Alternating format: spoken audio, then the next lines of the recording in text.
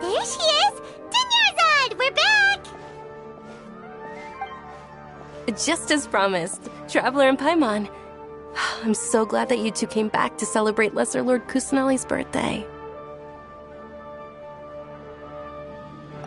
Indeed. The festival's tomorrow. We've been preparing for so long that I can't help but feel a little nervous. There's no need to be nervous. Paimon's sure that Lesser Lord Kusanali will feel everyone's gratitude. Thanks, Paimon. I hope that everyone who comes to the festival will also have a good time. Speaking of which, did you manage to make your way to Port Ormos? Discover anything over there? Of course we went. A lot of things happened there. I see. Sounds like you two had another exciting adventure. If there is another chance, I would love to join. My lady, if you went to Port Ormos in your current state, we'd both be in for a lifetime of trouble. Dia! You were eavesdropping! It's called covert protection. Keeping an ear out for what's going on around my employer is part of the job. It's all right, Dia. I merely said I would like to go. I know better than to think my body could handle it. The festival's tomorrow. I've been doing nothing but causing trouble for you. So, Dia, please take some time to relax. I'll be fine. Even when you put it that way, it still doesn't feel right. Don't worry, my guardian knight. Okay, fine, but only tonight. Tomorrow's a big day, and many no-good scumbags are gonna try to take advantage of that.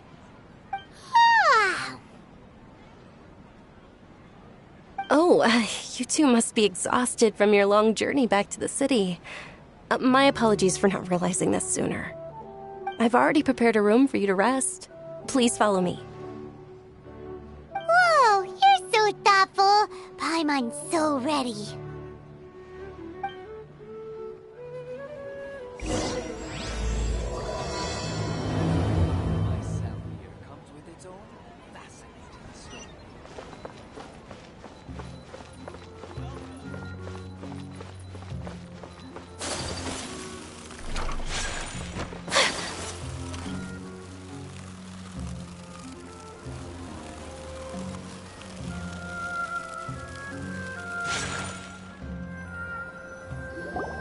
Here we are. It's also fairly close to where I've been staying. It looks really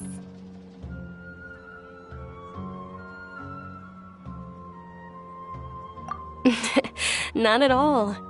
Just tell me more about your adventures when you next get the chance. That's Paimon's specialty. Paimon can tell you stories next time. Oh, if you don't mind, how about we all walk around together tomorrow? All of my friends will be working the festival, and Dia is still insisting on her covert protection. Yeah, it'll be pretty hard to relax and enjoy the festival if Dia's constantly hovering over you, right?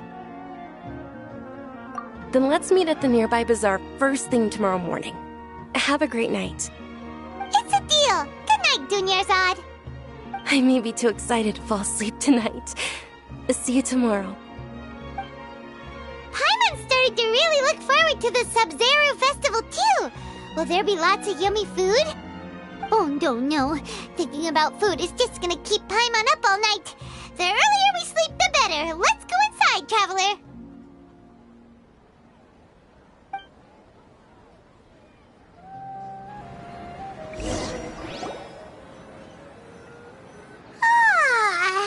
Did we oversleep?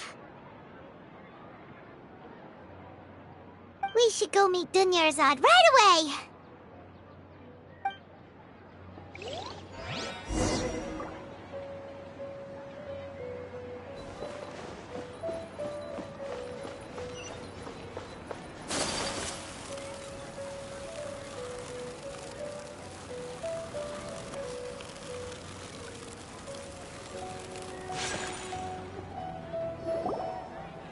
Traveler, Paimon, I've been waiting for you two.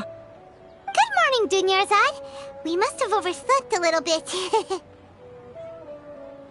Not at all. I arrived early. Today is finally here. I must cherish every moment as if it were gold. You've worked so hard for this day. You gotta enjoy it to the fullest. You know it. It's just that, as expected, I had some trouble falling asleep last night. I'm hoping my body won't be too much of an issue today. Well, shall we? Let's start with the stalls over there.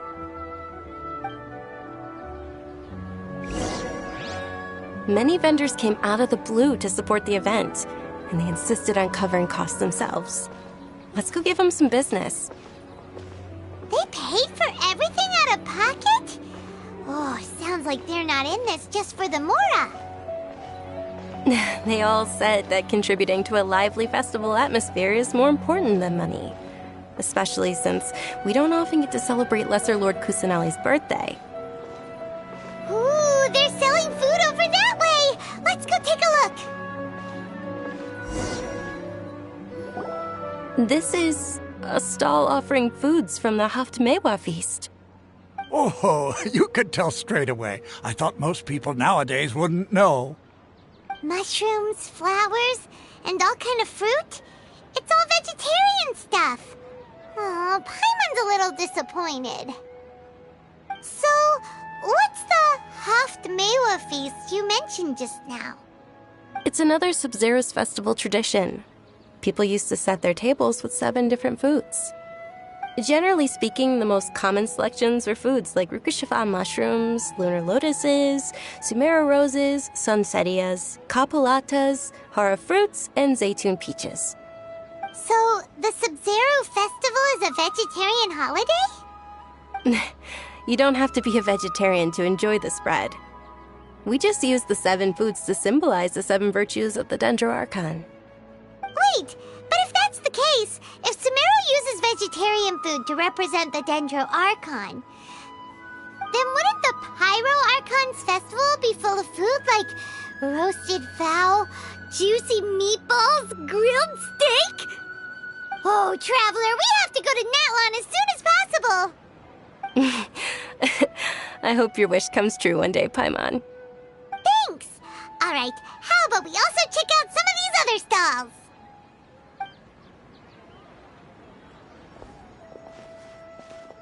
Dear customers, would you like to try your hand at alchemical divination?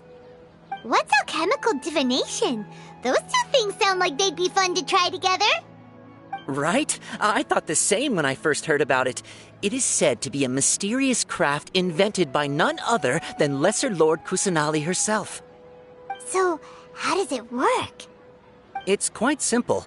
After you give me any 2 alchemical reagents, I'll use them to perform a random transmutation. Sure sounds random. So random that it will probably fail. That is precisely what we need. After the transmutation fails, your one and only diviner here will interpret the remnants. Well, according to Lesser Lord Kusanali, everything is interconnected, and all that occurs can be traced back to fate. You could say this is a pearl of old wisdom. Why does everything sound so much more credible when Dunyarzad says it? Are you guys working together? So that's the true wisdom behind it. This young lady sure knows her stuff. So, how about it? Want to give it a try?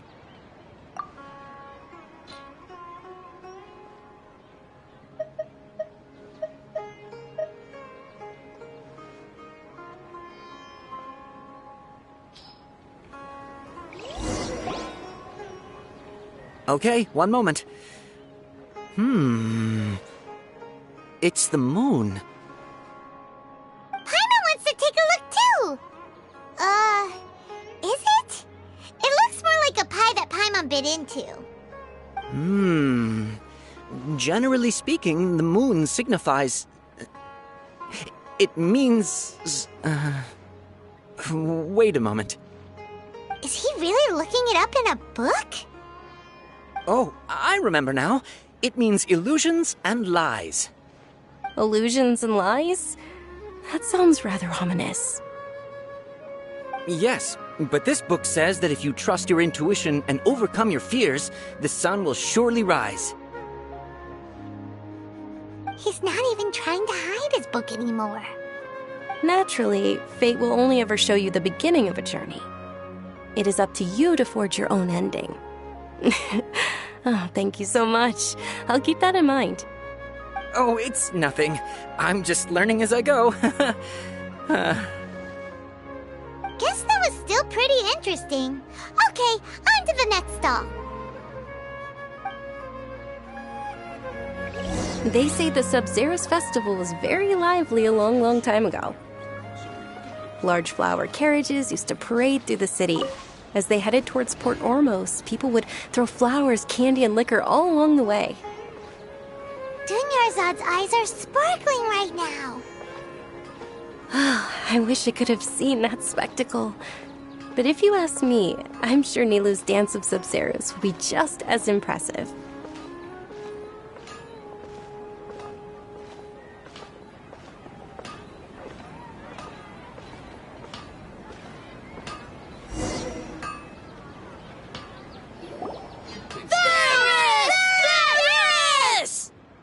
Attention! Soldiers, fall into formation if you want any Yalda candies.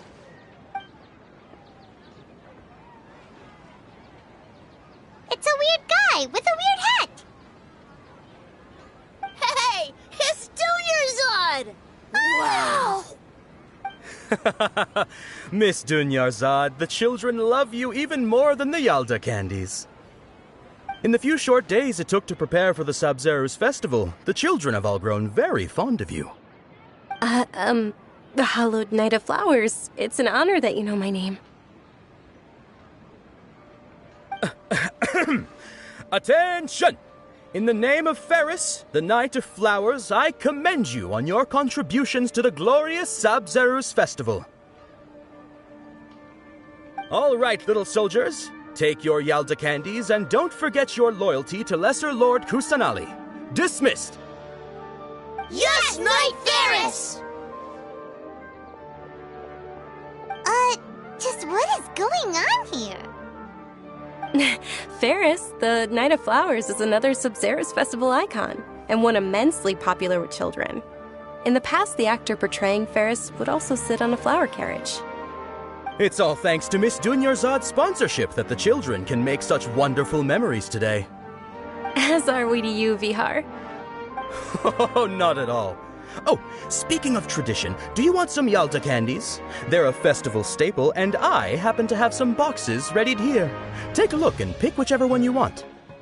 Whichever one? Don't these boxes all look the same? That is the fun part. Each box contains a random flavor. It's up to the luck of the draw. Flavors include lavender melon, hara fruit, sunsetia. Ooh, those all sound pretty good. And there's also lizard tail and oni kabuto. Huh? What's up with those two flavors? Oni Kabuto is a little spicier than Lizard Tail. Dunyarzad, you tried them before? Traveler, help Paimon pick one. Paimon wants the Sunsetia flavor. It's all right. Paimon believes in you. I also believe in your intuition. Great! These boxes of candy are numbered 1 to 5 from left to right. Which one do you want?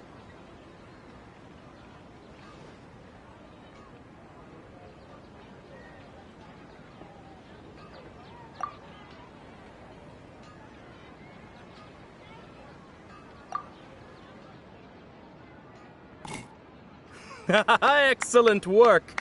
That is indeed Sunsetia. Paimon bet you survived so many epic battles because you had incredible luck, and Paimon was right. Attention! Here's your Sunsetia flavored candy. Thanks a lot, Knight of Candies. It's Knight of Flowers, not Knight of Candies. Paimon really wilted the carriageless Knight of Flowers. They'll basically sound the same. We got our candy, so let's keep going. Oh, actually, I just remembered that I left something behind. Since you're here, can you come with me to get it? Dunyarzad, you probably forgot because you're so excited about the Sub-Zero's festival. How embarrassing.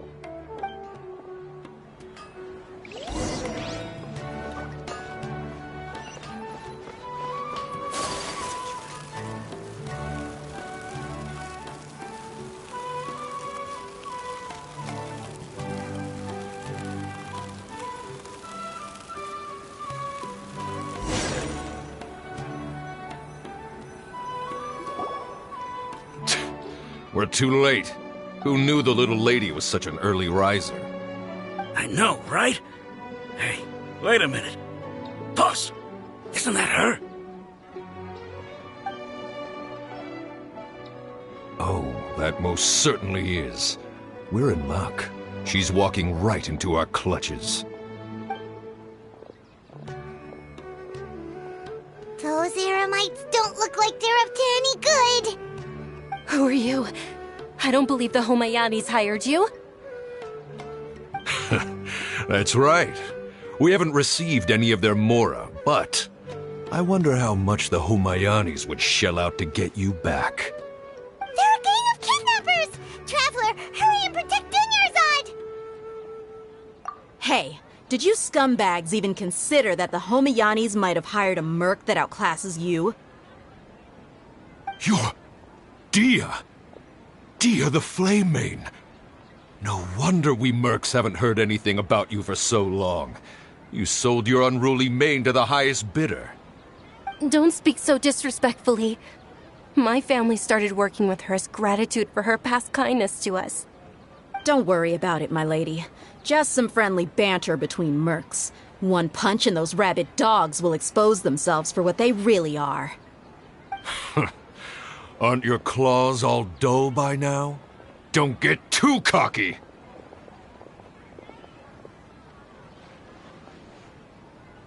Traveler, take Miss Dunyarzad to a safe location. No, we're gonna stay and help. There's too many of them.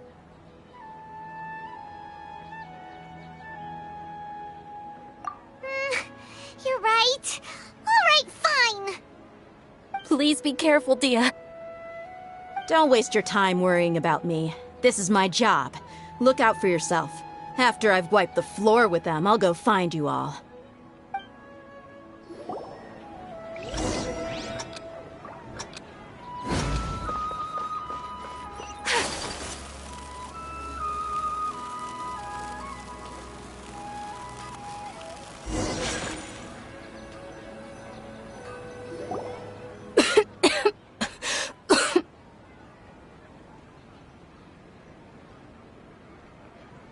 Dunyarzad, are you okay?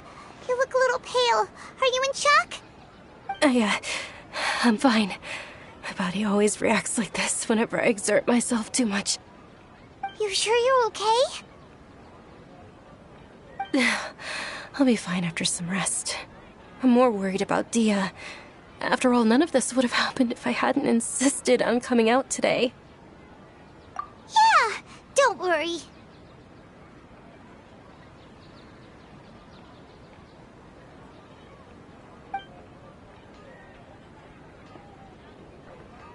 My lady, Traveler, found ya.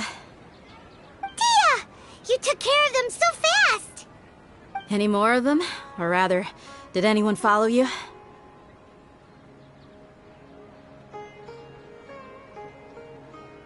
Dia, your arm. Oh, this? I'm fine. It's just a scratch. Normally, they wouldn't have been able to land a hit on me at all, but I'm still getting used to this new greatsword. Please, let me take a closer look.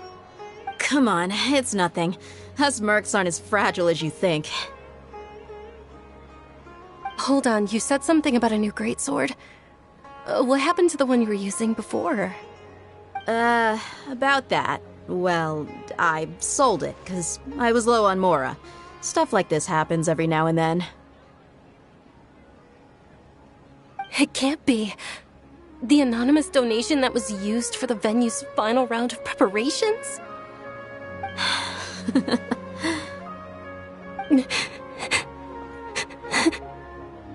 Hey, Miss Dunyarzad, I wasn't trying to make you cry, and I'm not gonna lose my commission because I made my employer cry, am I? Okay, making your employer cry won't affect your commission, but selling your weapon without permission and getting hurt? I'll have to reevaluate your performance. You're so unreasonable, my lady. Thank you very much, Dia. Don't be like that. I get embarrassed really easily.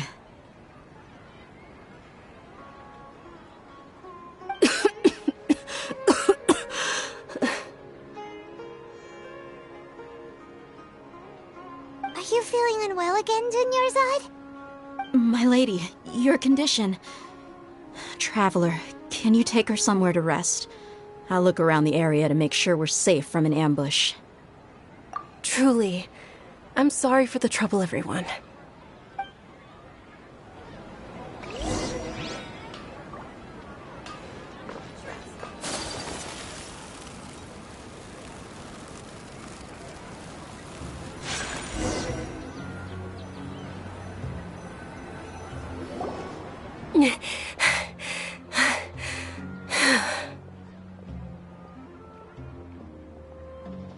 Are you feeling better, Dunyarzad? Yes, much better.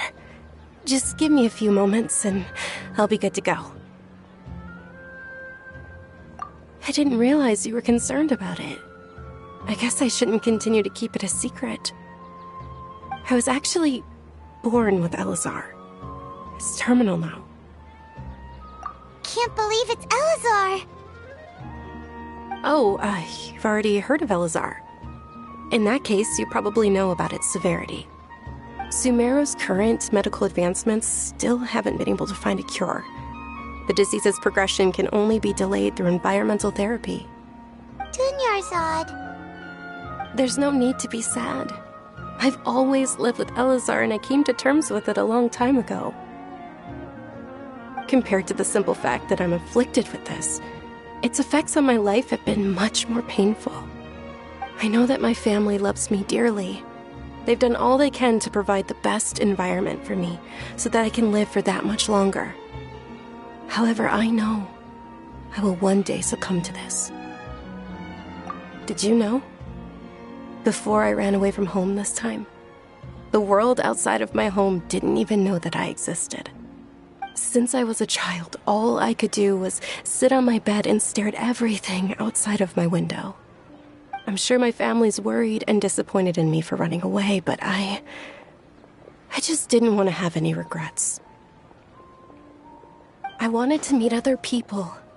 To me, there's nothing more beautiful than being able to meet and speak with others. Not to mention the incredible time spent preparing for the festival. The joy on everyone's faces here, and all the support I've received from friends like Dia. This way, when my final day does arrive, it will be less sorrowful. At the very least, many people will remember that I once existed in this world, right?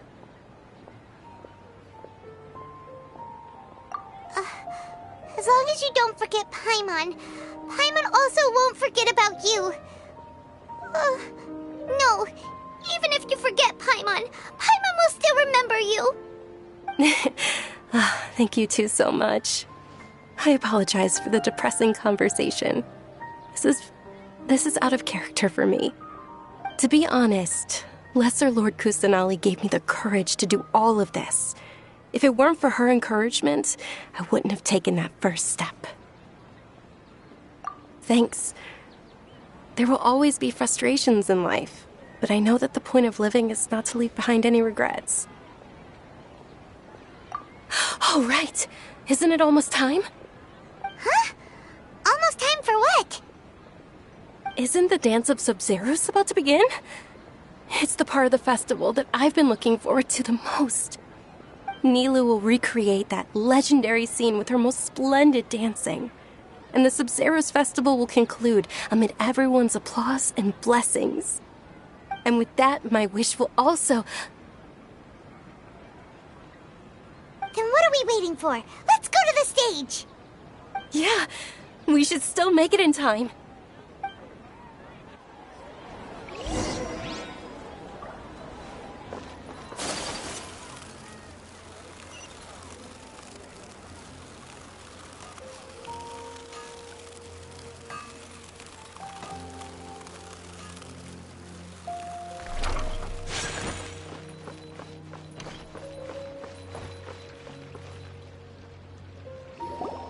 Were you not aware that the law prohibits this type of performance from taking place without prior permission?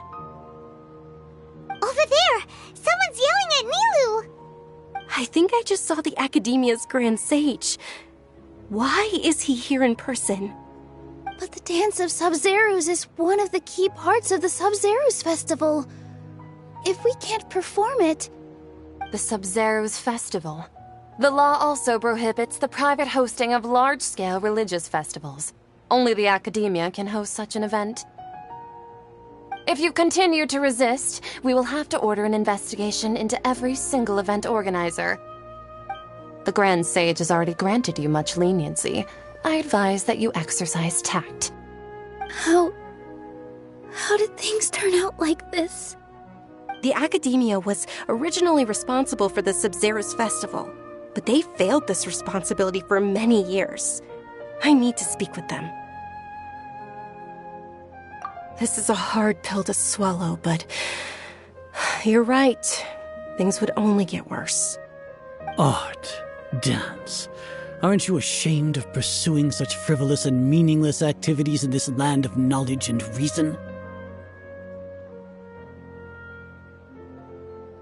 Our Archon created the utopia that is Sumeru City for all scholars who sought validity, verity, and truth, while people like you wish to defile it.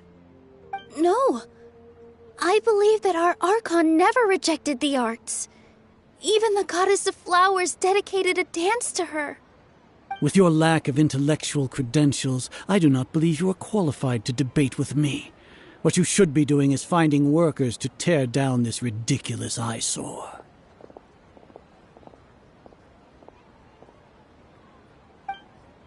When we return, have the scribe draft an ordinance before the next Nyargarbaha Day that prohibits public art performances. We will announce it to the public later via the Akasha. Understood. I will inform him when I return.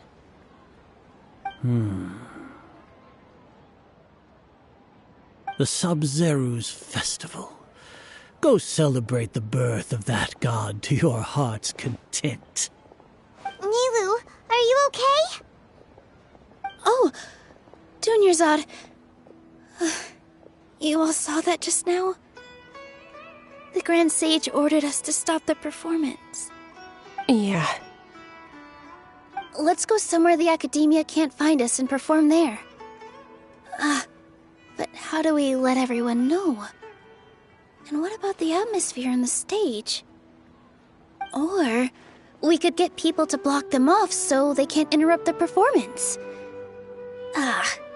No. They just threatened to investigate the organizers. If we were caught... Nilu, it's all right. Don't worry about it. But you've been looking forward to the Dance of Sub-Zerus so much. And I know how important this festival is to you.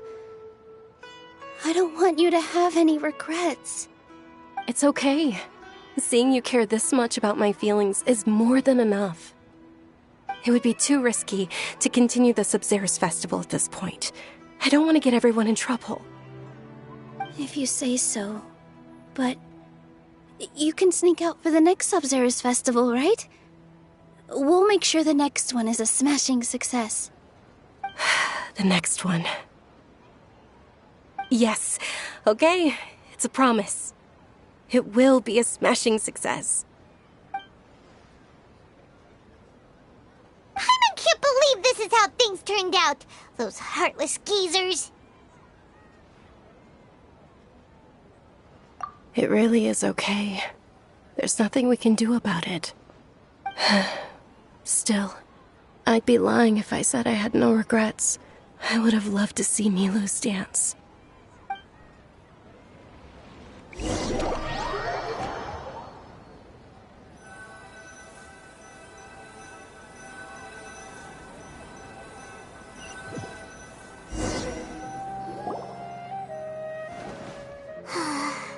A lot happened today. It's a shame the festival ended the way it did. Nilo and Dunyarzad promised to make the next Sub-Zero's festival a success, but Dunyarzad is running out of time. Yeah.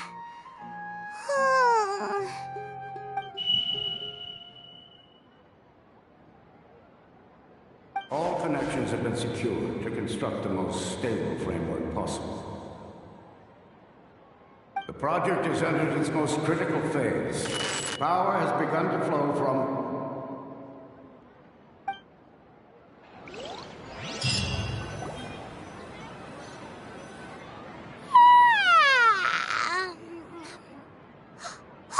We're gonna be late! It's all because you wouldn't get out of bed! We should go meet Dunyarzad right away!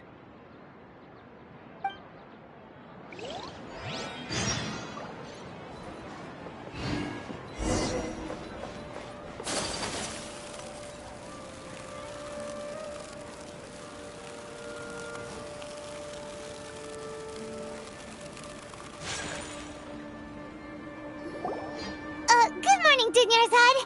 Sorry we're late. Not at all. I arrived early.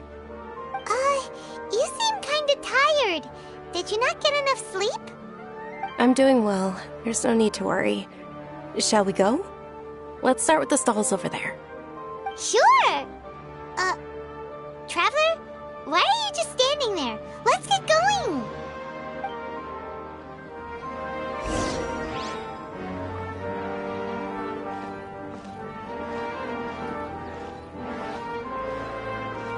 Ooh, they're selling food over that way! Let's go take a look!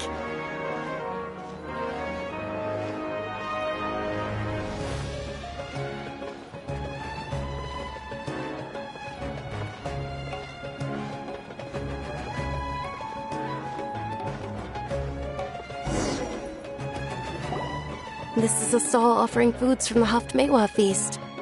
You are quite well informed, miss. I thought most people nowadays wouldn't know. They're all plants! Oh, Paimon's a little disappointed. Actually, what is the Haftmewa feast you mentioned just now? It's one of the Sub-Zero's festival's traditions. People used to set their tables with 7 different foods to symbolize the 7 virtues of the Dendro Archon. Remnants appear to be in the form of the moon. Really? Paimon thought it looked like some kind of food. The moon signifies... It's escaping me for now. Wait a moment. Is he really looking it up in a book? Oh, right. It means illusions and lies. But if you trust your intuition and overcome your fears, the sun will surely rise. Understood. I'll keep that in mind. Oh, it's nothing. I'm just learning as I go. Guess that was still pretty interesting. Okay, on to the next stall.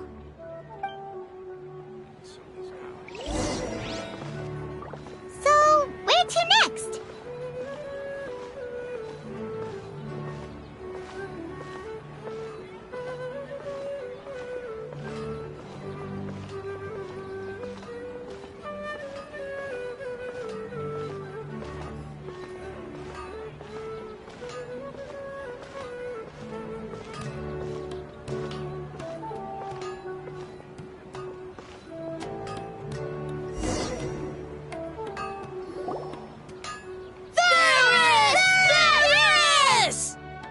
All right, soldiers. Now that you have your Yalta candies, don't forget your loyalty to Lesser Lord Kusanali. Dismissed! Yes, Knight Ferris! What's going on? Is this a play? Ferris, the Knight of Flowers, is another Sub-Zerus festival icon and one immensely popular with children. It's all thanks to Miss Dunyarzad's sponsorship that the children can meet the Knight of Flowers. Oh, do you want some Yalta candies? I happen to have some boxes readied here. Take a look and pick whichever one you want. What's to pick? Don't these boxes all look the same? It's not that simple. Each box contains a random flavor. It's up to the luck of the draw. Flavors include lavender melon, hara fruit, sunsetia. Ooh, how interesting! And there's also lizard tail and oni kabuto. Ugh, why do those flavors even exist? Traveler, help Paimon pick one. Paimon wants to eat the sunsetia flavor. Great! These boxes of candy are numbered 1 to 5 from left to right. Which one do you want?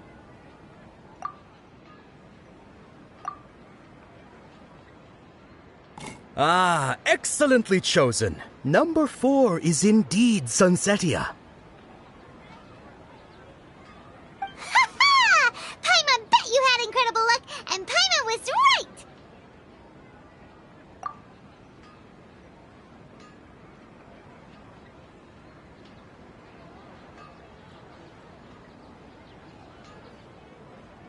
Huh? How's that possible? It's obviously random. Maybe we didn't sleep very well last night. Or maybe we slept too much.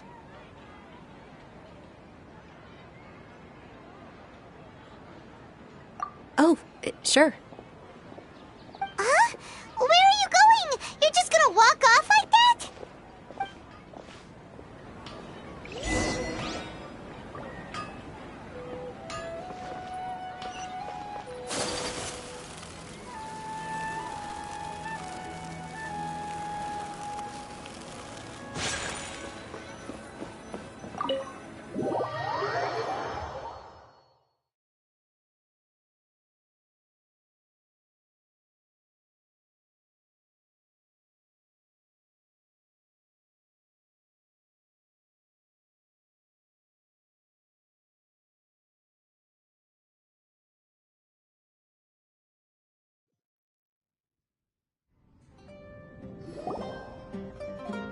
A feeling of deja vu? Oh, Paimon knows what that is. It's when you feel like you've already experienced whatever is going on. In that case, Paimon also felt something like that today. But that's just our brains playing tricks on us, isn't it? So why'd you run here in such a hurry? So that's it! You're intentionally doing things you usually wouldn't and seeing if you still get that same feeling of deja vu. Welcome, you two. Are you here for lunch? What would you like to eat? Got it. You don't look like you're from these parts, but I gotta say, you've got good taste. I'll give this order to the kitchen. Coconut charcoal cake? Isn't it that burned thing that didn't look tasty at all? Oh, Paimon understands what you're trying to do now. You'd never normally order something like this.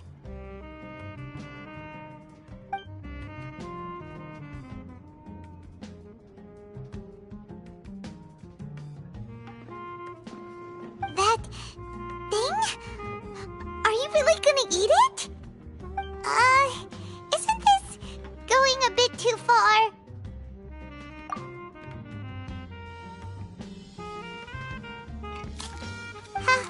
How was it? The look on your face is telling Paimon that it tasted awful. Then, you mean... That's impossible! We were just talking about how gross it looked! So, would this be a case of taste bud deja vu? Paimon also gets the impression that we've been here many times, even though we aren't regulars. How about we go out again and try something else?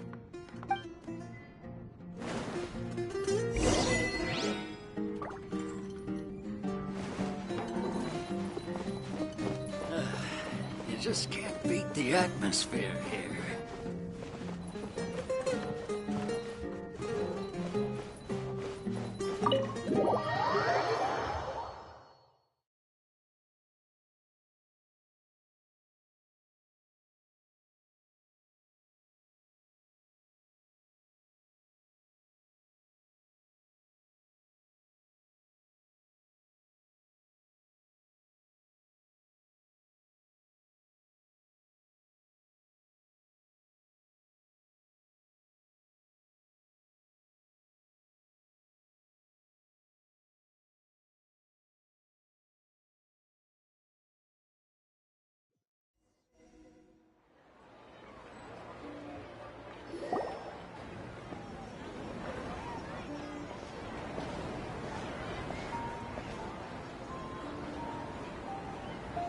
Hey, Dinyarzad is sitting by herself on that bench over there.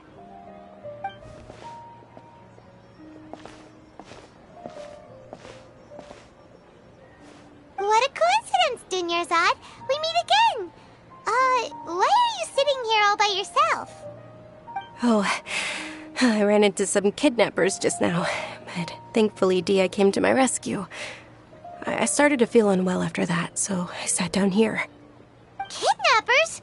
Oh my goodness, are you hurt? I'm okay. Dia's arm got scratched, but it isn't serious. Whew. That's a big relief. But, Dunyarzad, you seem a little down today. It's the Sub-Zero's festival, and you've been looking forward to it so much. Not at all. I've always been like this. Excessive physical exertion or strong emotions tend to aggravate my illness. Besides, no matter how amazing today may be, it is but a single day. After however many more days, my time will come to an end. Paimon doesn't quite follow you, and Paimon feels like something's really got you down right now. It really is fine. I don't mind.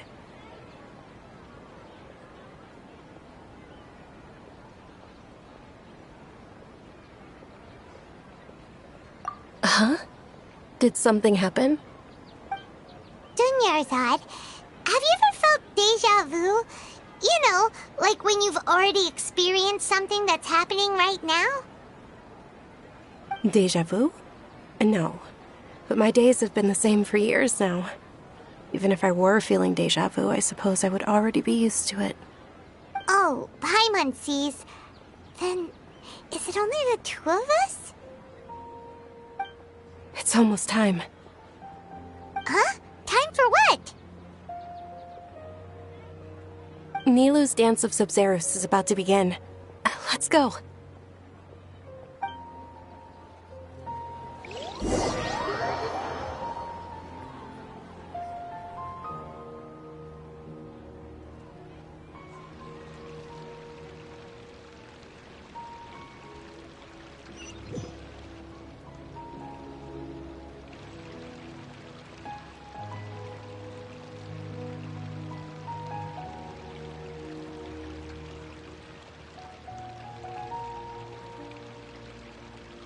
With your lack of intellectual credentials, I do not believe you are qualified to debate with me. What you should be doing is finding workers to tear down this ridiculous eyesore. When we return, have the scribe draft an ordinance before the next Nyagarbha Day that prohibits public art performances. We will publicly announce it later through the Akasha. Understood. I will inform him when I return. The Sub-Zero's festival. Go celebrate the birth of that god to your heart's content.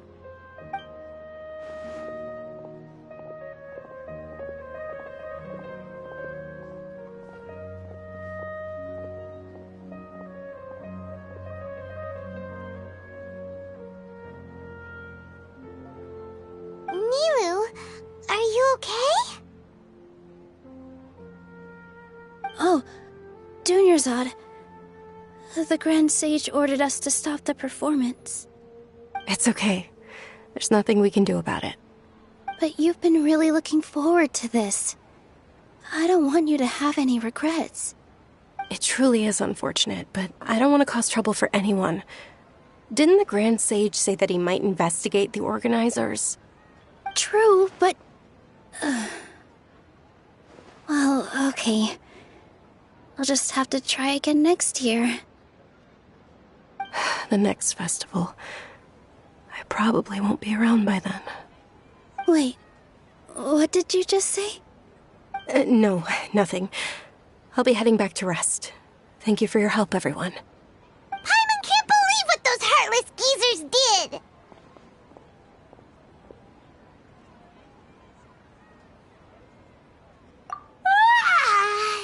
Did Dunyarzad already go back?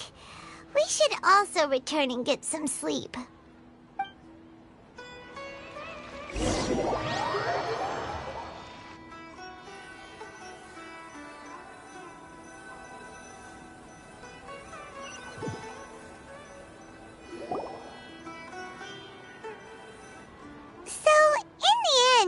You still couldn't figure out what that deja vu feeling was all about? Maybe it really was because of exhaustion. Same here. That's why Paimon stopped thinking about it halfway through the day. Then, how about we settle in and get a good night's sleep? For now, we can chalk things up to exhaustion. We can do more thinking tomorrow.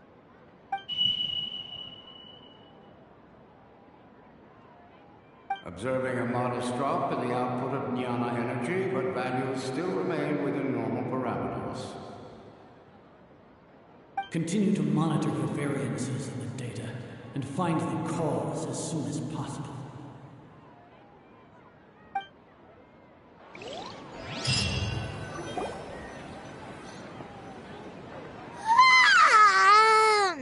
Why does Paimon feel so tired after so much sleep? Anyway, we should go meet Dunyarzad right away.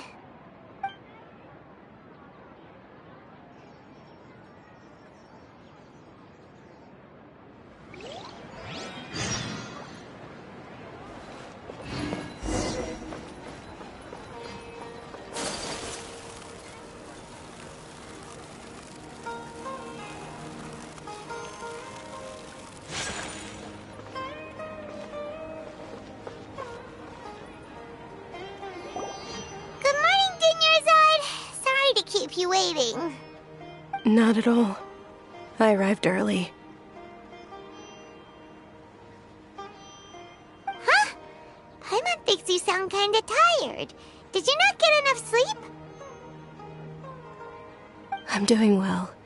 There's no need to worry. Shall we go? Let's start with the stalls over there. Great idea! Let's get going! Traveler?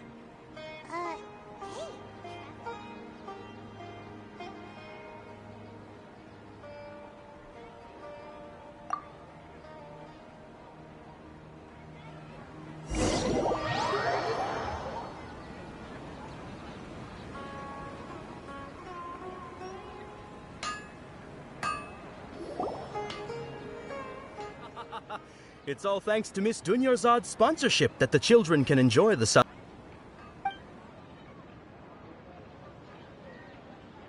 Oh, are you interested in Yalda candies? I have some boxes of candy here. Pick whichever one you want. Not much of a choice. All these boxes look the same. It's not that simple. Each box contains a random flavor. It's up to the luck of the draw. Flavors include lavender melon, hara fruit, sunsetia. They all sound pretty tasty. And there's also lizard tail and oni kabuto. Huh? What were those last two? She'll help me choose. Paimon wants to eat the sunsetia flavor. No problem. These boxes of candy are numbered 1 to 5 from left to right. Which one do you want? Oh, I like your confidence. No hesitation at all. Oh, congratulations! Number 4 is indeed Sunsetia.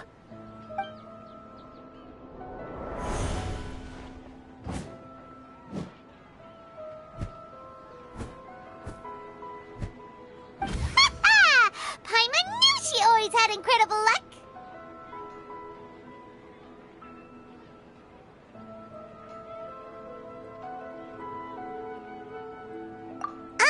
Paimon's not really interested in the other flavors. Wait. How did you know? Don't tell me that you already knew which flavor was in each box. What? She was right about all of them? That couldn't have been luck. How is this possible? I packed all those boxes this morning and they've been sealed ever since. You couldn't have known beforehand. Mind reading? X-ray vision? Or some kind of magic trick? This is way too freaky. Tell us what's going on! Since when did you get superpowers? Traveler?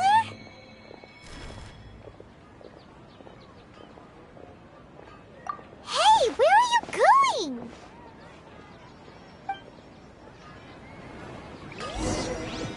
What's going on? Did you see something? Us leaving Dunyarzad without letting her know is kinda rude, you know.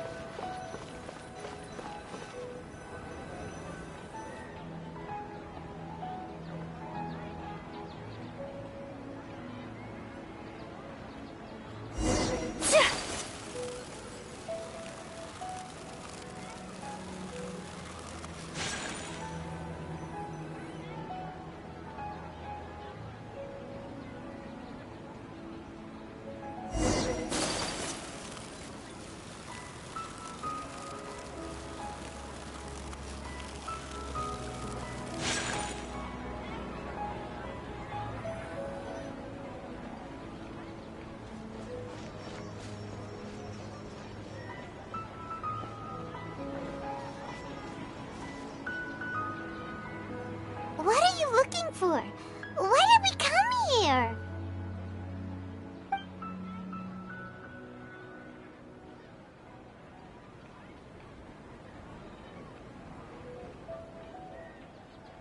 Traveler?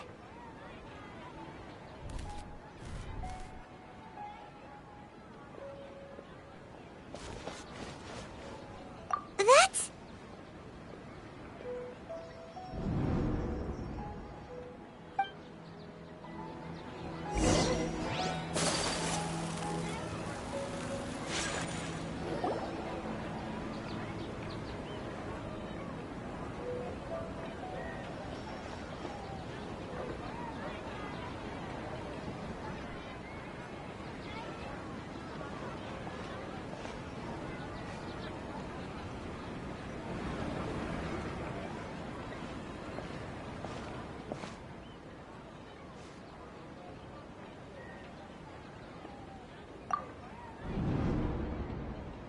Look!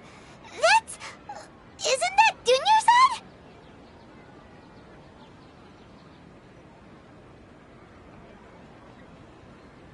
What's happening here? Why are there 2 Dunyarzads? You already know that this isn't your first Sub-Zero's festival, don't you? I'm sure you already know how to use this. A knowledge capsule? Where did you get it? What's inside? You should use it too, Paimon. You know Paimon?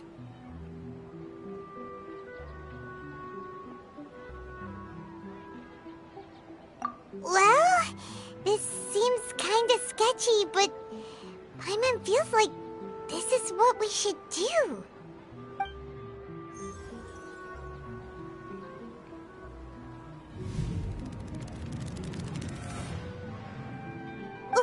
What the? our 20th time at the Sub-Zero's festival? Huh? No. The 30th? 40th? Just how many times have we been to the Sub-Zero's festival? Have we been trapped in a single day? If it weren't for you, we wouldn't have even realized. What the heck was inside that knowledge capsule? Your memories are still scrambled? Try your best to remember. This isn't the first time we've met, and I answered that question a long time ago. Let Paimon think.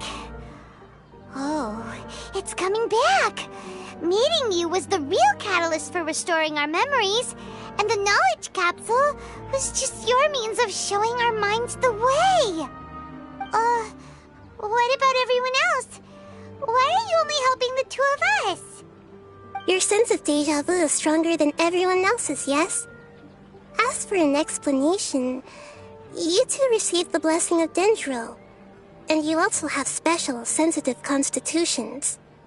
It was as if a single sheet of paper was separating those memories from your consciousness. A familiar question. I think this is the 7th time you asked that. As you can see, she isn't doing well. You probably sensed it too. The Dunyarzad you were just with is different from the first Dunyarzad you met. That first Dunyarzad is in front of you right now, and she doesn't have a lot of time left. Looks like you're almost done sorting out your brain. Oh yeah, I'm Nahida. Good, you passed the test. What's happening? You can awaken our memories, and you seem like you know what's going on. Oh, wait, please don't tell Paimon even you don't know. Everything in this world runs in a loop. This cycle is called a samsara. You, me, and everyone else are all stuck inside a one-day samsara. As for the truth, that's on you to find out. If you were told the truth instead of discovering it yourselves, it would literally blow your minds. I don't know how you'd be after that. I can only give you surface-level help, like bits of information and subtle hints. For the rest of the time, I'll be doing all I can to slow down Dunyarzad's illness. She looks like she isn't doing well at all. Her illness gets worse after each Sub-Zero's festival. If we can break out of the samsara, I might be able to save her. But as things are right now, she's just a small bird in the sky that's about to lose its last feathers.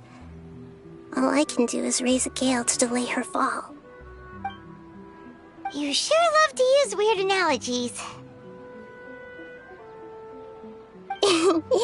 Analogies are wonderful tools. They let you use existing knowledge to understand unfamiliar things. Okay, so, with what you know so far, what do you think the truth is?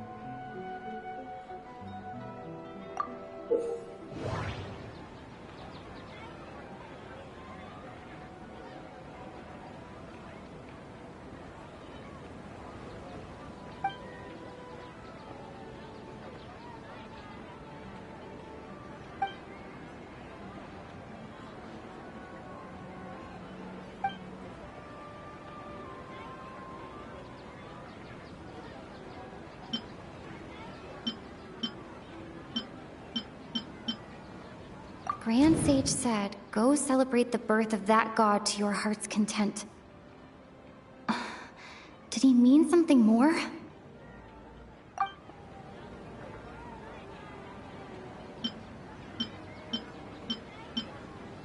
We've already experienced the Sub-Zero's festival many times, and the day of the festival seems to be in a perpetual samsara.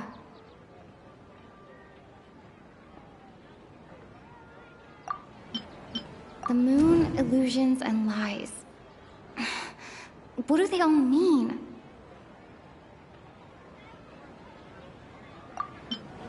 What's happening right now seems to have happened before. feeling has been getting stronger and stronger. My mind feels exhausted, even though I haven't done too much thinking. What is going on? Grand Sage said, go celebrate the birth... That doesn't sound right. I need to carefully think things through.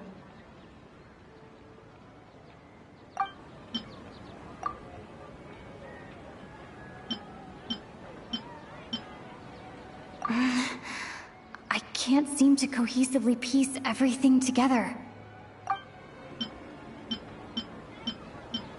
I can't seem to cohesively piece everything together.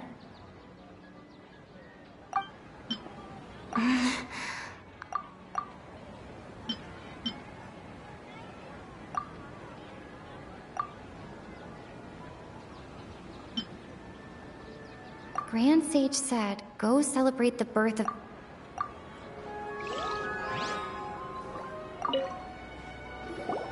Okay, so, with what you know so far, what do you think the truth is?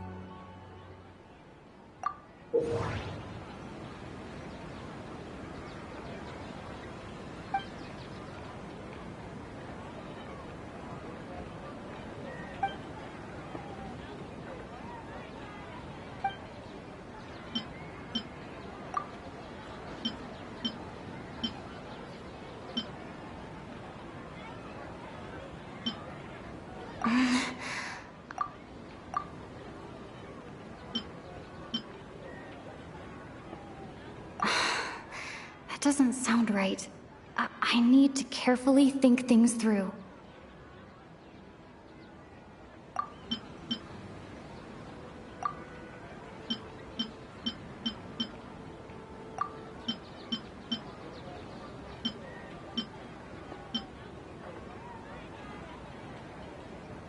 My mind feels exhausted, even though I haven't done...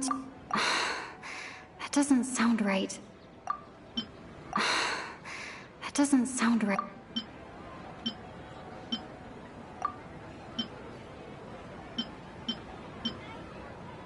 I can't see...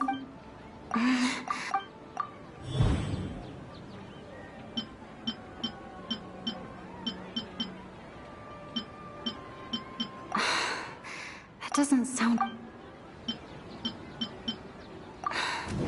That should be it. The flow of time is endlessly cycling within one single day.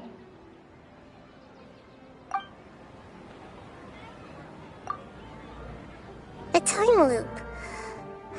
You've given similarly wrong answers in the past. A pity. Still the wrong answer? Paimon thought that made a lot of sense. It feels like time's just repeating itself. A simple time loop can't explain some of the phenomena. You two are still missing a lot of information. Unfortunately, I can't give you any more hints.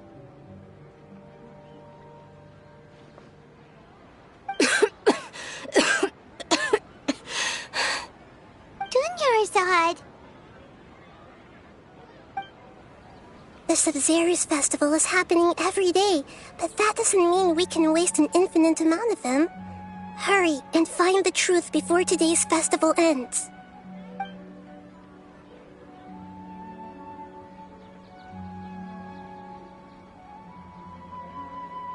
Let's think about our current situation.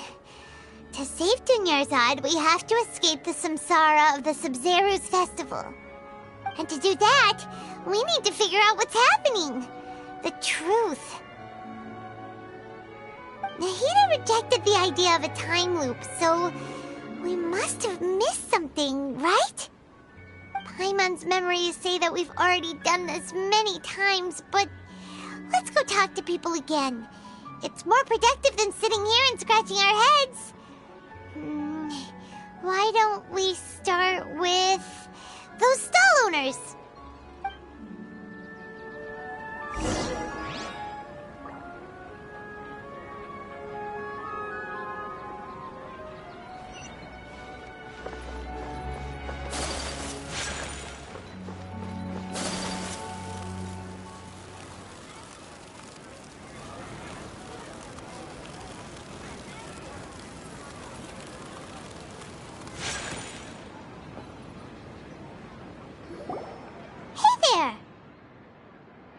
Hey, it's you guys again.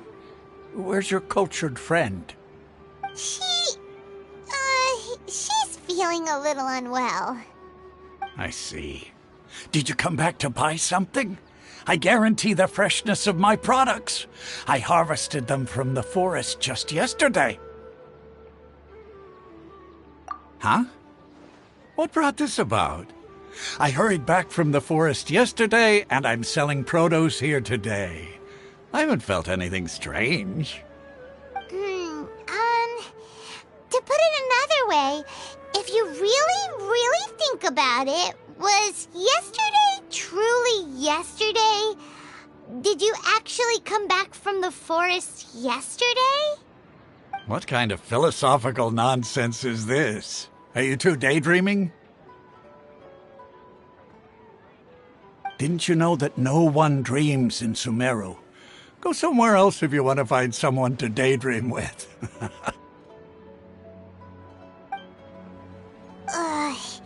He actually has a point. Is this a dream? Is everyone dreaming? True. It's so weird that people here don't dream. Why is that? Anyway, if this all really were just a dream, we would have woken up a long time ago. Let's keep asking around.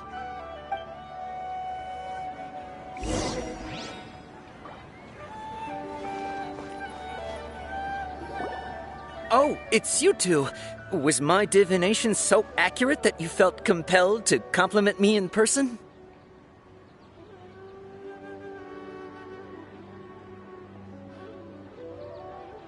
Ooh, I knew it! I told you, the god's divination is highly accurate. You just hadn't fully understood its significance yet. You're really excited about this, huh? That's exactly why we came back. Help us better understand it. Help you better understand it? Well, that isn't exactly what I excel at. So, you're admitting that you don't have a clue? Anyway, what kind of situation did you get into?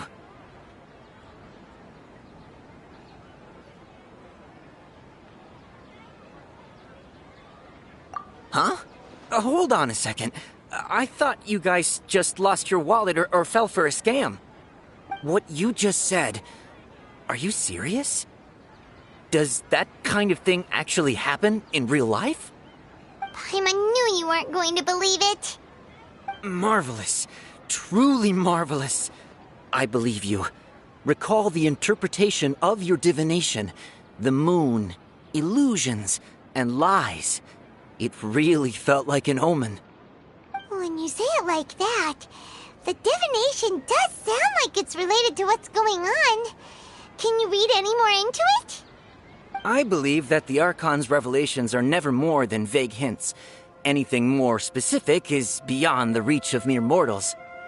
The book only says, if you trust your instincts and overcome your fears, the sun will surely rise. So that's how it is. Looks like fortune-telling is just fortune-telling. It's no good for practical problems. We haven't made any progress. Who else can we talk to? Paimon remembers that we tried talking to her a couple of times, but she always thinks we're playing pranks on her. You think she'll brush us off again? Yeah, if we tap into Dia's strong sense of responsibility as a mercenary, then she'll definitely take us seriously. At this time of day, Dia's probably just finished beating up those kidnappers. Let's go find her.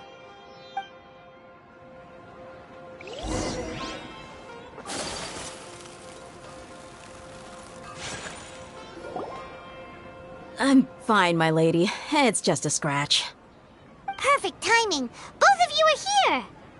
Paimon, Traveler, you came at just the right time. Listen, there was a dangerous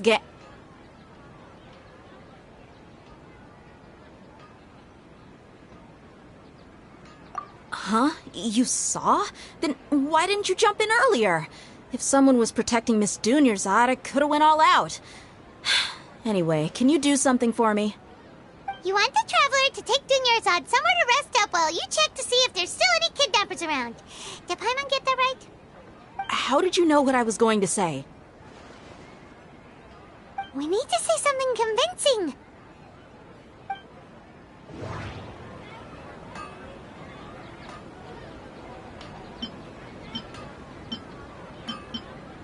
Dia sold her greatsword to raise additional funds.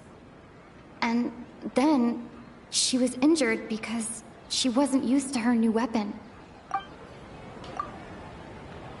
Tell her, Traveler!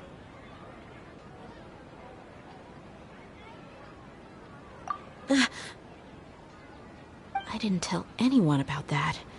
Including Miss Dunyarzad. You couldn't have known. And just now, you literally took the words right out of my mouth. What's going on? All right, so this is the situation.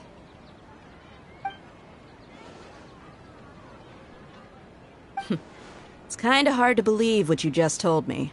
First, let me make something clear. Most of us desert dwellers might not be the scholarly type, but we do have basic common sense. She's quieter than usual. Uninterested in anything and really gloomy. Yeah, she isn't the same as before, but her parents said that this is how she was like at first. Huh? At first? I don't quite understand what you're all talking about. I'll go rest on the bench over there. My lady, are you angry?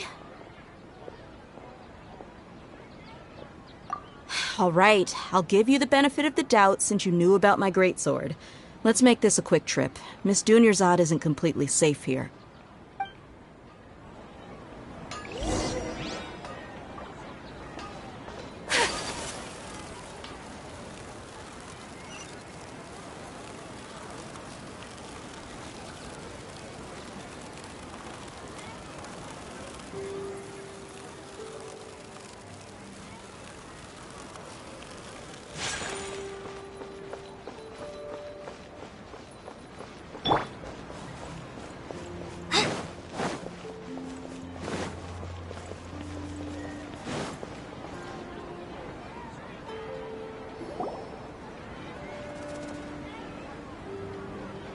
Nahida! We brought a friend! Are you busy? I thought I told you that it won't help to bring anyone here. We just wanted her to see the real Dunyarzad's condition. The real Dunyarzad? Where and who are you talking to? Huh? I told you that you two are special. Other people can't see me or Miss Dunyarzad here.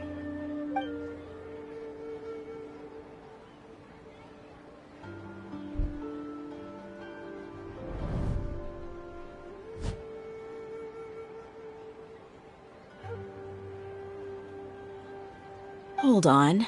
Over there. Is that? Wow. How perceptive. Does she have invisible antennae?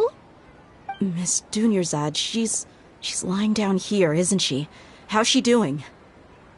Her condition's really bad, and she's basically in a coma. How did you know she was here? I can sense her aura. There are also lingering feelings of something like regret or disappointment. What happened? Do you believe us now? The Sub-Zero's festival has been repeating itself. So, you think the sages are behind this?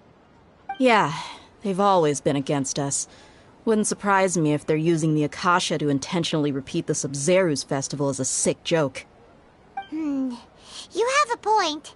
Aside from the Dendro Archon, the Academia's sages are the only ones in Sumeru who could pull off something like this. Maybe there's more to the Akasha than we know. Right! Didn't you awaken our memories using something that looked like a knowledge capsule?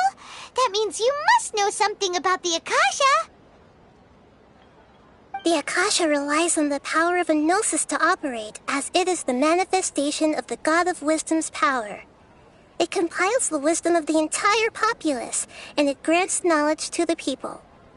A gnosis could do that? No wonder the Akasha is so magical. It's being powered by the gnosis of Sumeru's Archon. So, this Nahida you mentioned, what did she say?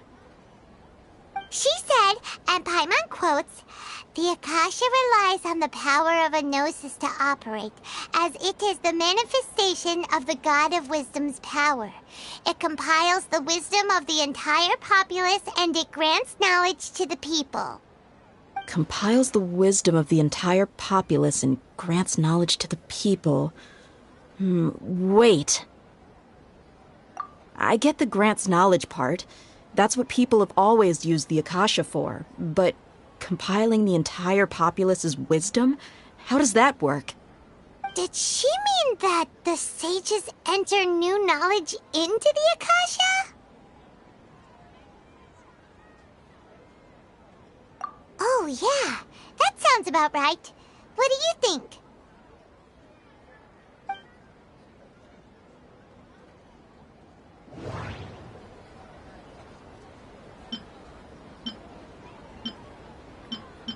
People in Sumeru don't dream. What a strange phenomenon. Okay, Nahida said, "The Akasha relies on the power of a gnosis to operate, as it is the manifestation of the God of Wisdom's power. It compiles the wisdom of the entire populace, and it grants knowledge to the people." My mind feels exhausted, even though what's happening right now seems to have happened before. That doesn't sound right. I need to carefully think things through.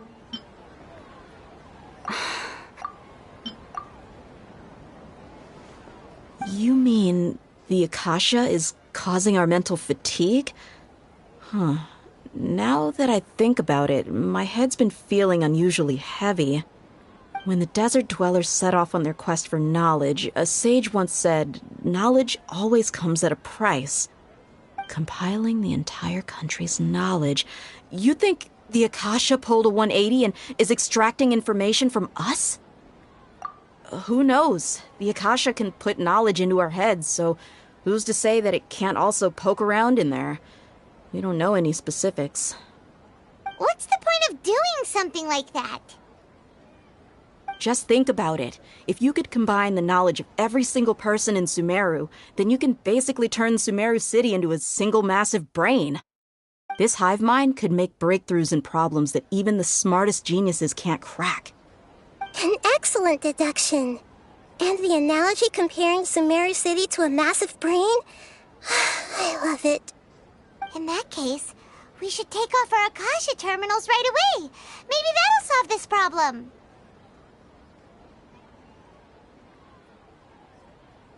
Yeah, I was only wearing this for show in the first place. Didn't expect the sages to cook up such a conspiracy. Mark my words, when this is over, I'm getting evidence and exposing this whole thing to the public. How does everyone feel? Huh? What is it?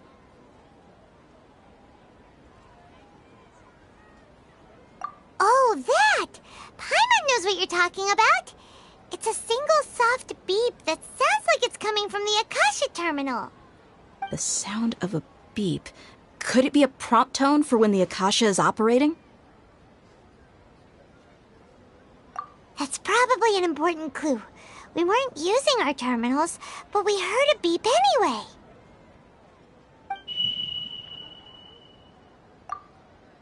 Traveler, did you hear that? I heard it too. Our ears aren't messing with us. There was definitely a beep, but it sounded like it was coming from inside my head. We took off our Akasha terminals.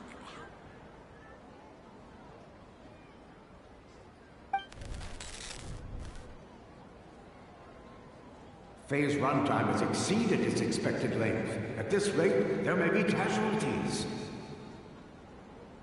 But we cannot lose all of our progress.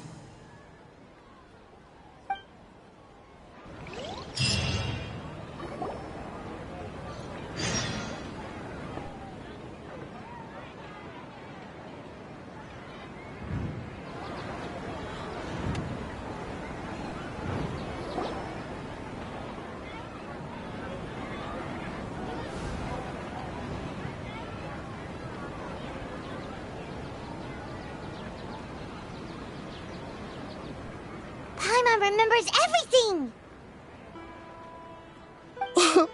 Good. You adapted quickly this time. We definitely took off our Akasha terminals last night, but we still heard that beep. Why is that?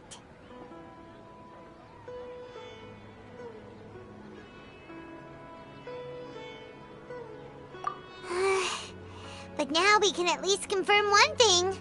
The Akasha definitely has something to do with whatever's trapping us in this cycle. Oh, Paimon doesn't get it. Why would the Akasha go this far if all it wants is everybody's wisdom? It's extremely difficult for lab rats in an experiment to understand why they're being treated the way they are. If we're lab rats, then what are you? Nahida, you've never told us anything about yourself. I guess I'm the moon. The moon? Wasn't that the result of our divination? Anyway, knowing who I am won't help you get closer to the truth, so you should focus on other things. Don't get distracted and miss any clues. Okay then. Dia helped us a lot yesterday, so let's go find her. If Paimon's reading the time correctly, those kidnappers should be showing up soon.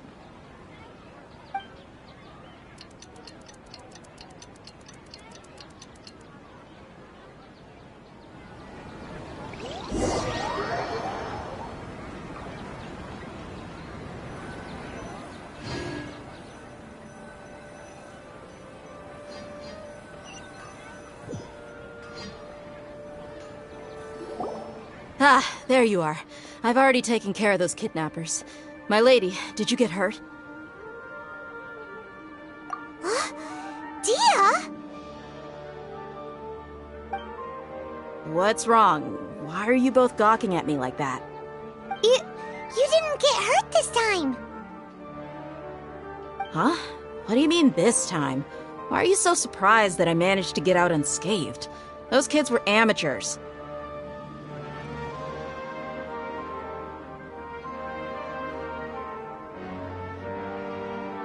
Shh! How did you know about my greatsword? I haven't told anyone about it. Please, don't tell Miss Dunyarzad. So Dia's lost her memories after all. Anything strange? You already know that I got a new greatsword. If I had to say something, it's weird how such a new weapon could feel so familiar. It's as if I've already used it to fight a countless number of battles. You're saying that although you don't remember using it, your body feels like it does? That's right. Both mercenaries and warriors heavily rely on muscle memory. Only knowing the theory of battle won't get you anywhere. Traveler, what do you think?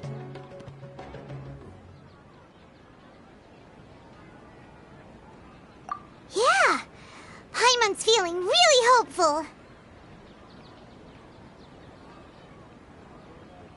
Oh, you're right! Earlier in the Samsara, something like this would have never happened. I have no clue what you two are talking about, but it's still dangerous here, so... So you want us to take Dunyarzad somewhere else to rest while you check if there are still more kidnappers around, right? How did you know what I was gonna say? Can you read minds? Forget it. Go and do your thing.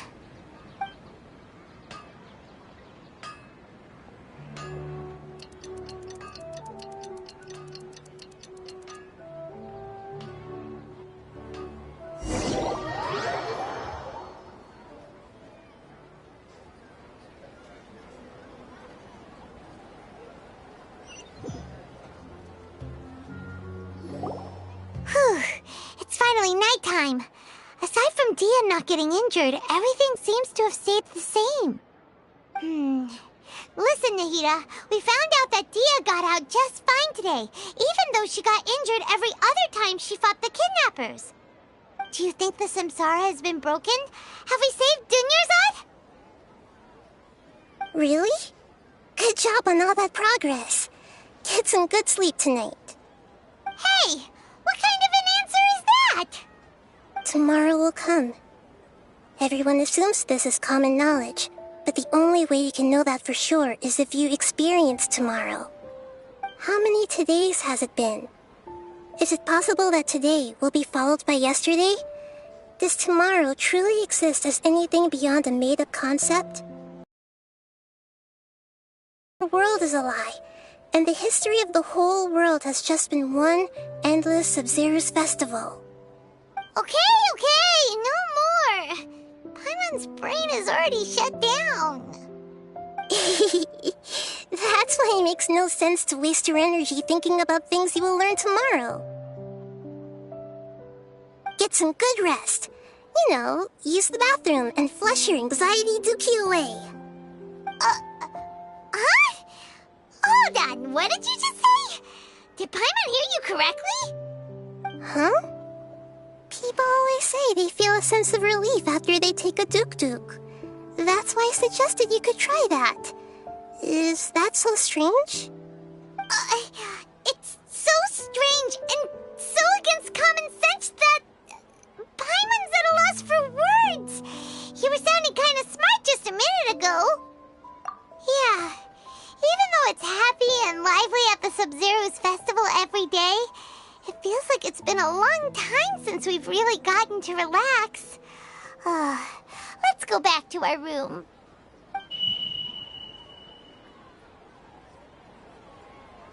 Continue the harvest.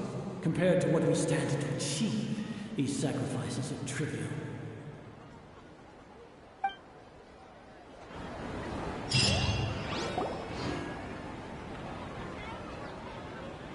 We're still in the same day! Nahida, you already knew last night that we didn't break out of the Samsara? Why did you tell us? Would there have been a point? You would have spent the night with new worries, with tomorrow still out of reach. In that case, you might as well rest within that brief moment of hope. An opportunity like that doesn't come by often, and I thought it might help you clear your minds. Paimon thought the Duke did that! Whatever. Guess you were looking out for us after all. Of course. In the time we've been together, you two have been everything to me. Paimon's flattered and everything, but maybe you're taking things a little fast. What I mean is, even though I had asked you to solve this puzzle, you two are still the only ones who can see me and sense my presence. In other words, if you weren't here, I may as well not exist. That's why you two have been everything to me. Get it? Nahida's talking about confusing stuff again. Anyway, that's enough chit-chat. So, Traveler, did the new clues yesterday help you gain a new understanding of the situation? Huh? Why are you scrapping your previous theory? Oh, yeah! You're right! Gosh, how did we not notice that? In a simple time loop, people's physical condition should also reset. So, what's your new hypothesis?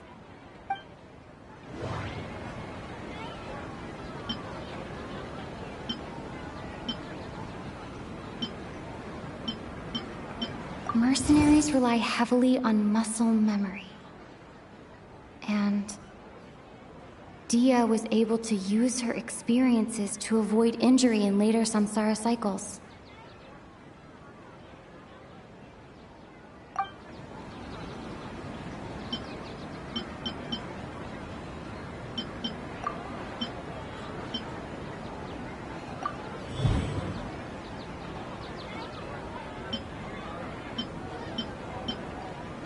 If all our memories of of a day are erased at the end of that day, then we would unwittingly relive that same day again and again.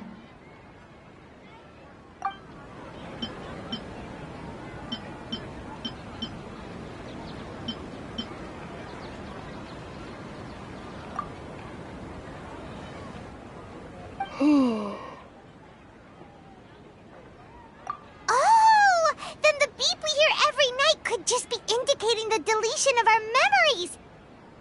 That's why, when we wake up, everyone thinks the Sub-Zero's festival hasn't happened yet! It's already the next day, but everyone still thinks it's the day before! But muscle memory can't be erased. That's why Dia has been getting better at using her greatsword. Now everything makes sense! A brilliant deduction. Nahida, tell us if we're right or wrong. To put it simply, it's as if you've mistaken a pyro crystal fly for a firefly in the night. You lost sight of its true nature because you focused too much on your perception that it glows. That isn't simple at all! Why don't you go talk to Miss Dia again? You might learn something new. Right! She did help us find our latest clue after all. Let's go!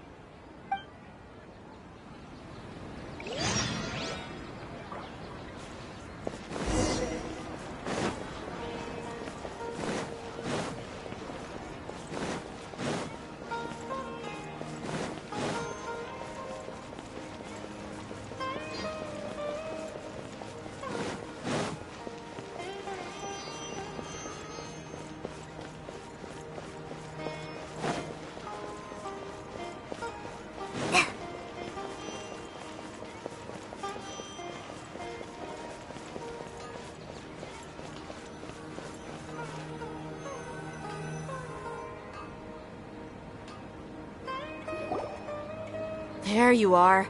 Really took me a while to find you. As expected, Dia also didn't get hurt today.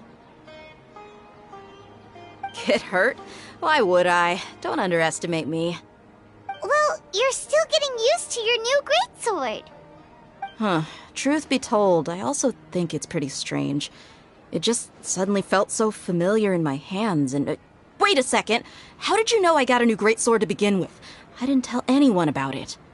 Traveler, could you explain the situation to her today? Paimon's gotten a little sick of doing it. Oh, that works.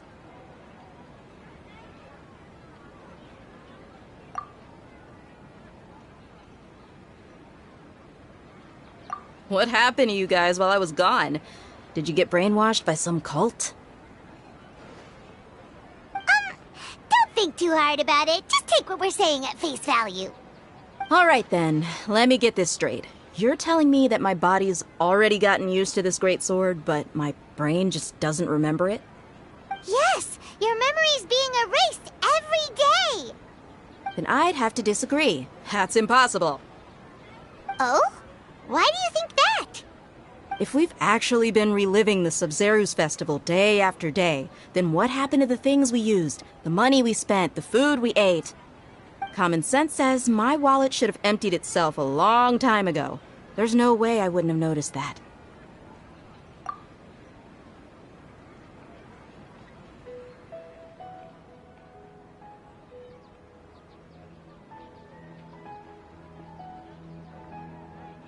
Right! They could use the Akasha to record what everyone did that day, and then use the city's resources to replenish everything! It's not very likely, but it's also not impossible. No, it is impossible. I've got proof. You have proof? Where? You two are surprisingly serious about this nonsensical discussion. Fine, I'll play along for a little longer. Come with me, Miss Dunyarzad. Please come along as well. I still can't guarantee that this area is safe.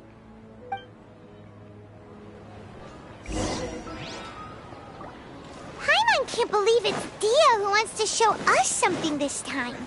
2 days ago, we were the ones taking her to see Dunyarzad.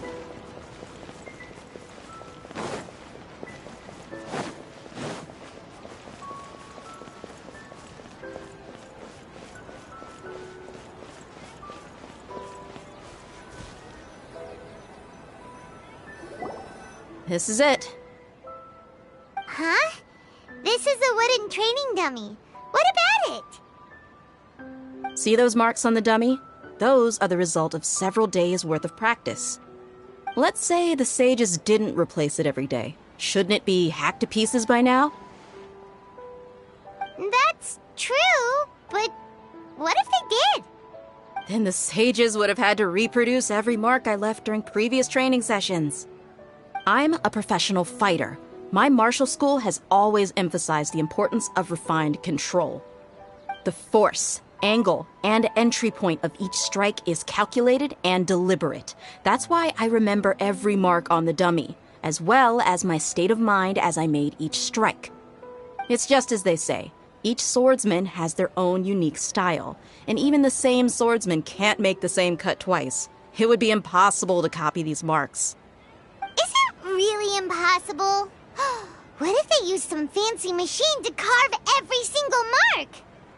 People often say that a camera's photo can never replace an artist's painting because the former has no spirit to it. The same thing applies here. At a mere glance, I can differentiate carved marks from the results of combat training. Whew, I hope that cleared things up for you. Hey, is this that new brain exercise game that's been super popular with the scholars lately? It's surprisingly fun. Anyway, it's getting late. I should escort Miss Dunyarzad to Nilu's stage. See you later. Well, back to square one. Is our memory deletion theory also wrong? But at least we've reached some other conclusions in the meantime. Yep, that's true. So, can we think of any new ideas right now? Strange? Paimon feels like everything's been strange lately.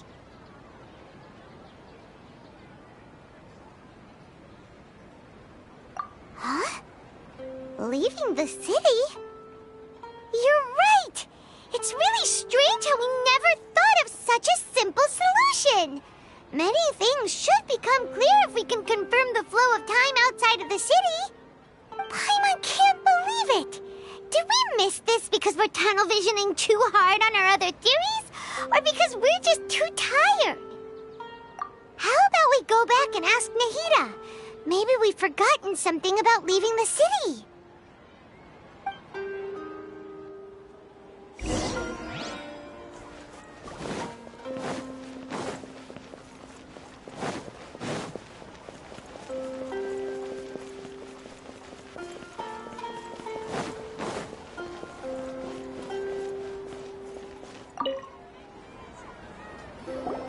Nahida, we're back! You're back early today. Did you find something new? Sort of. We're mostly sure now that we're not in a time loop. And we also aren't in the real world. But at the same time, we have a new question.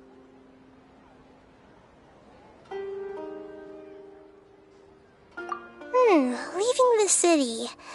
As far as I remember, you've mentioned your plans to do that twice before. We did?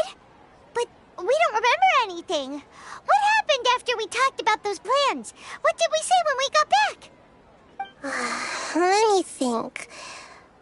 I don't think you ever actually told me what the outcome was. Oh, it's probably more accurate to say that both times you never came back the whole night. But you two sometimes stay out the entire night anyway, so at the time, I didn't think too much about it. It is true that sometimes we lose track of time during our investigations. Before we know it, it'll already be the next day. But still, neither of us remember anything about leaving town. Really? That's kinda strange. In theory, I should have already awakened all your memories. Yep, something here's definitely fishy. Let's get to the bottom of this tomorrow.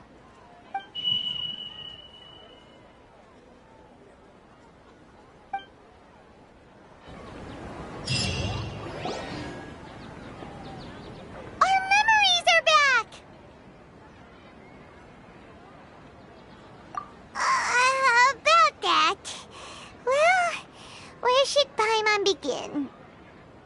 Traveler, aside from your memories that were just restored, I have another message for you. Listen to it and you'll understand. Can't go back. There are countless spaces here. Our Sub-Zero's festival in Sumeru City is just one of them. Traveler, you should be missing 2 days worth of memories. Paimon will fill you in. It's time to carry out our plan from yesterday. Okay, let's go!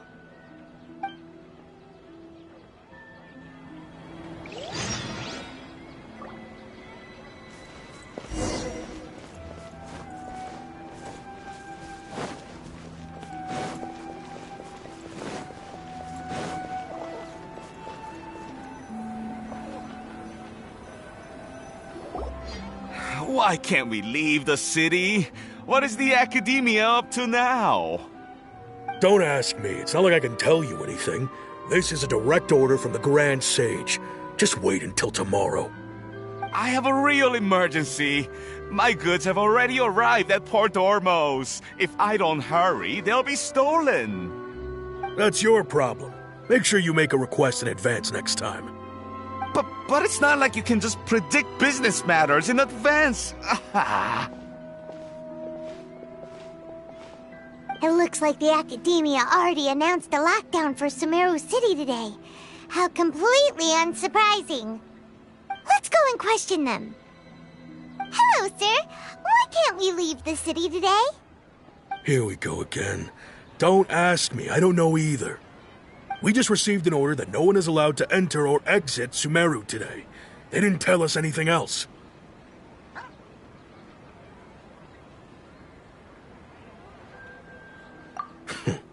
Angering me won't get you anywhere. If I had that kind of insider info, I would have left this stupid post long ago. It looks like he really doesn't know. If we can't get anything out of him, let's take matters into our own hands. Why don't we climb over the walls? Those guards can't be everywhere at once. This is a good spot, and the guard hasn't noticed us at all. Let's hurry! Huh? Why? Are you going to leave Paimon behind? But what if things get really weird out there and you get into some trouble? Then Paimon won't be able to help you. Oh, Paimon knows that Paimon can't do much, but we've always been together, haven't we?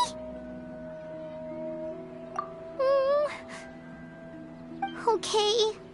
Paimon will wait for you. Promise Paimon that you'll come back as soon as possible. Just a quick look. And please, be careful.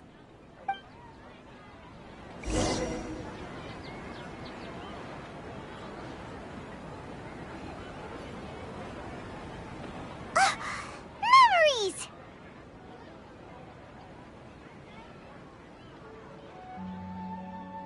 Traveler!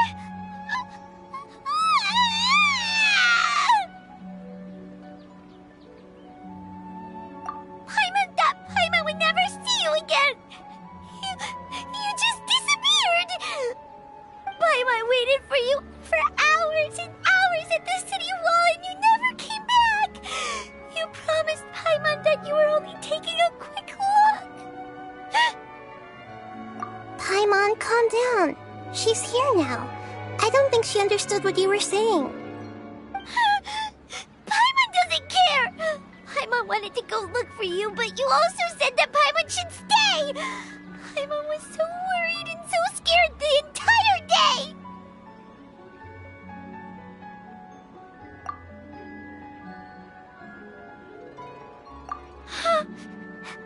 Okay. Paimon will forgive you. The most important thing is that you didn't actually disappear. Oh, Paimon was so scared that you had gone into another world. Okay, Paimon, can you tell us your perspective of what really happened yesterday? I see. Using two people's different perspectives. After that, You left the city. Paimon kept her eyes on you the whole time, but then you disappeared in an instant.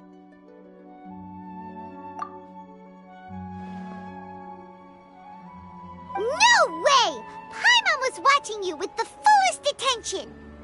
What's your perspective, Traveler? You sure you don't have any memory of this? I guess that explains everything. You also lost your memories the last 2 times you tried to leave the city. Those days' memories can't be awoken. So, if we leave the city, our memories will be completely erased? It really sounds like something big outside of the city is being hidden on purpose. But this way, we'll also never discover what's outside. Something like a message? But how can we send it back? Don't look at me like that. I'm not used to being stared at.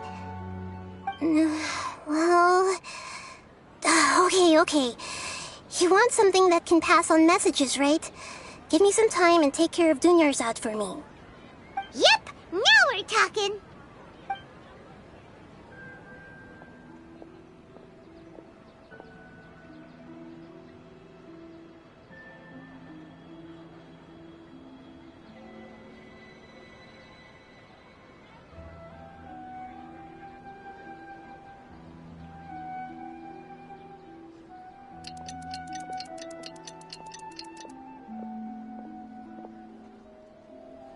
I'm done. Here you go. What? Isn't this just an Akasha terminal? I made some little changes. Akasha terminals are already capable of sending messages. I just tweaked it so that it could connect to any node. To make something like this? Nahida, you really know the Akasha like the back of your hand. Anyway, we can use this now to record a message, right? Yep. I'll help you save the messages. It should be pretty easy to use. I just can't guarantee the user's status and signal coverage when they're outside the city. We'll never know until we try. At least we're taking the initiative now. Let's go then. Let's expose those sages! All right. Paimon isn't as worried about being separated since it happened once yesterday. But Paimon still isn't happy about it. Okay, see you tomorrow, Traveler.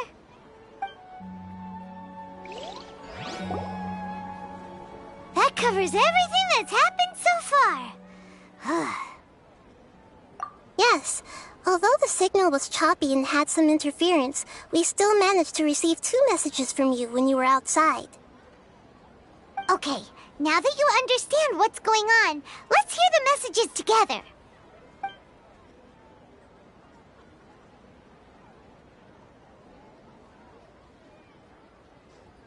Can't go back. There are countless spaces here. Our Sub-Zero's festival in Sumeru City is just one of them. I've entered another space. Before me are flowing sandstone and howling fish. Impossible and surreal sights. All these spaces are empty, except for the occasional ones that contain mute puppets rather than people. I can't sense any human presence.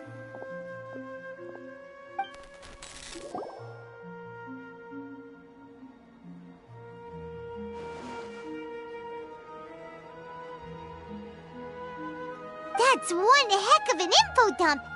It sounds like you left the Sumeru city space when you set foot outside of the walls. But everything looked completely normal when Paimon was looking out from the inside. That's unbelievable. And if we take your word for it, the other spaces all had very weird contents. There's another part here. I only received it last night. These spaces have been disappearing, one after the other, absorbed by something like a sun in the sky. And now, even the final space has also disappeared. Behind me, a lot of spaces just appeared again from thin air. I get it now. Those spaces are actually...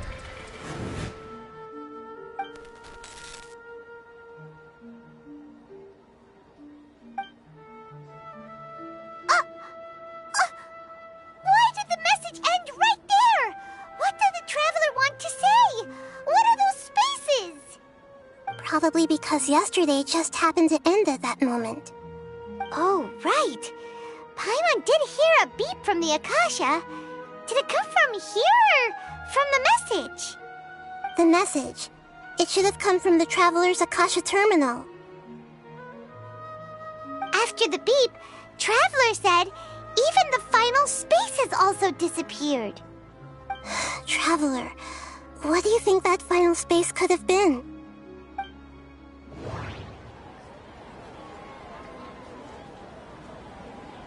All the bizarre spaces I saw outside the city had one thing in common. A lack of human presence. Was that space actually the real world? But wouldn't a real space just randomly disappearing like that be catastrophic? My impression is that each day in this samsara only ends at the sound of that beep from the Akasha.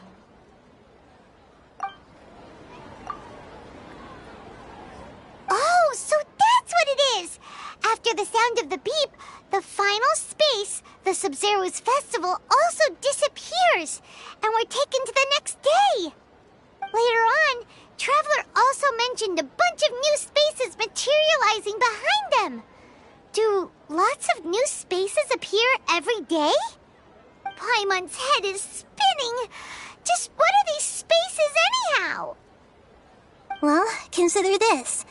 For all the horrors of the Archon War, at its heart, it was just a game where a bunch of gods fought over 7 seats. So no matter how strange or spooky things may look on the surface, maybe all they point to in the end is a small and simple secret. Wow, the Archon War, huh? That's an analogy and a half.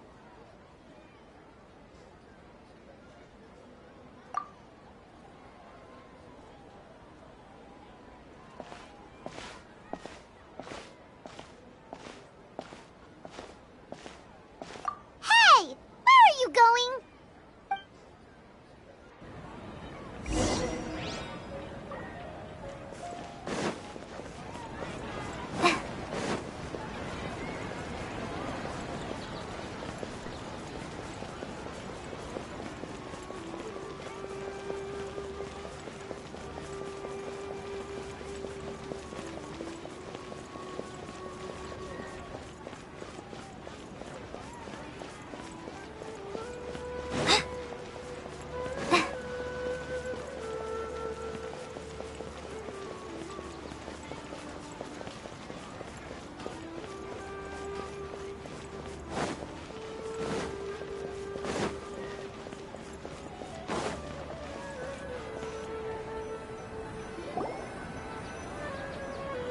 Do you want some alone time to think?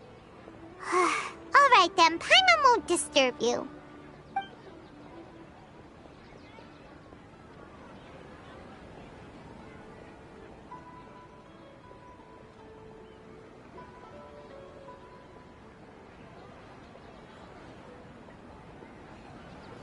The dance of Sub-Zeros is about to begin. I'm going to go watch it. Okay. Why don't you go ahead, Dunyarzad? We still have some other stuff to do first. Okay then. See you later. Have you figured it out yet, Traveler? Time is ticking away. Awesome! What is it? Paimon wants to know. Oh, wait, no. Let's meet up with Nahida first. You can tell us both together. This time, we're gonna get to the truth.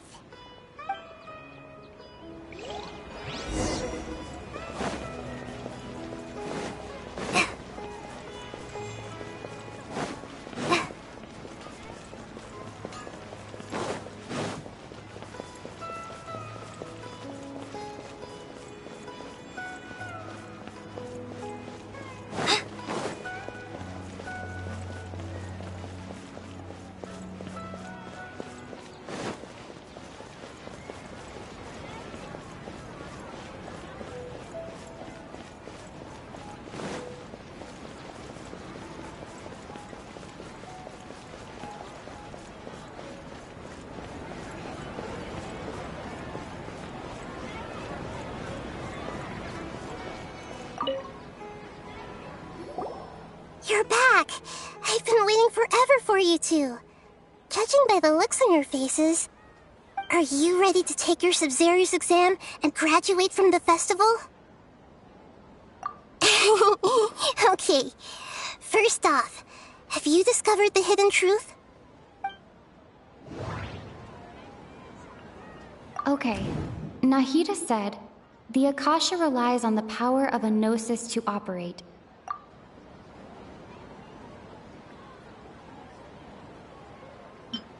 We've already experienced the Sub-Zero's festival many times, and the...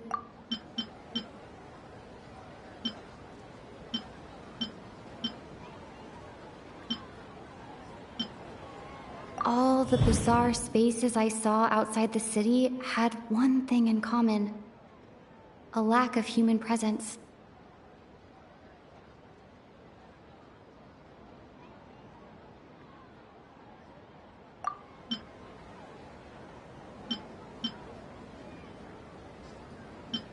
People in Sumeru don't dream.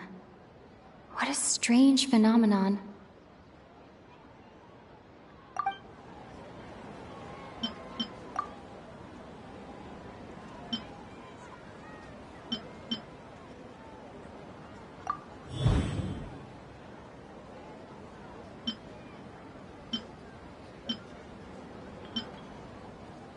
We are all in a dream. It isn't that the people of Sumeru don't dream. Rather, the Akasha is taking their dreams from them. People in Sumeru think they don't dream, but the truth is the Akasha steals their dreams without them knowing it. And those spaces with no human presence are stolen dreams without their host.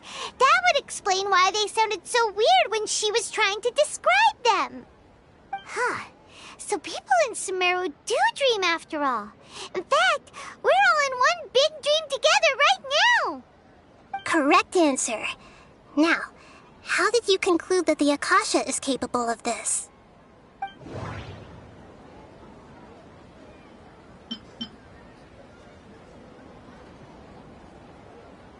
The Akasha relies on the power of a gnosis to operate. It is the manifestation of the God of Wisdom's power. It compiles the wisdom of the entire populace. And it grants knowledge to the people. That doesn't sound right. I need to carefully think. Oh, okay. Those dream-controlling creatures in the forest also get their power from the Dendro Archon, right? That would explain why the Akasha has the ability to control people's dreams, too. But is stealing everyone's dreams really how the Akasha compiles their wisdom? Isn't there anything more to it than that? Dreams are fantastical, complex, and full of imagination. People's brains are the most active when they're dreaming. In other words, dreams are rich bundles of human wisdom. So in other words, the complete opposite of how Hypatia understood it. Paimon remembers her saying that the sages think dreams are foolish delusions, and the fact that no one dreams is a blessing from Greater Lord Rukkhadevata. So it was all a dirty trick? The real story is that the sages from the Academia are using the Akasha to steal people's dreams for their own use, huh? Oh? By the sounds of it, you understand the current situation pretty well. So then, what about the samsara?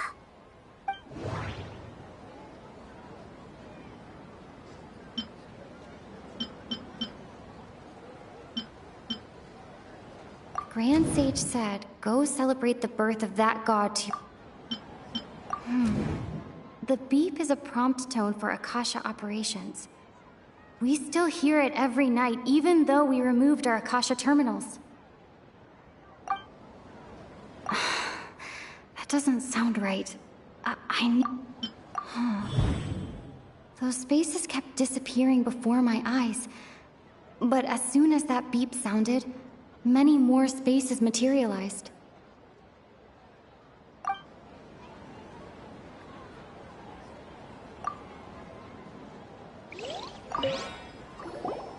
You're back. I've been waiting. Are you ready to take your Sub-Zero's exam? Okay.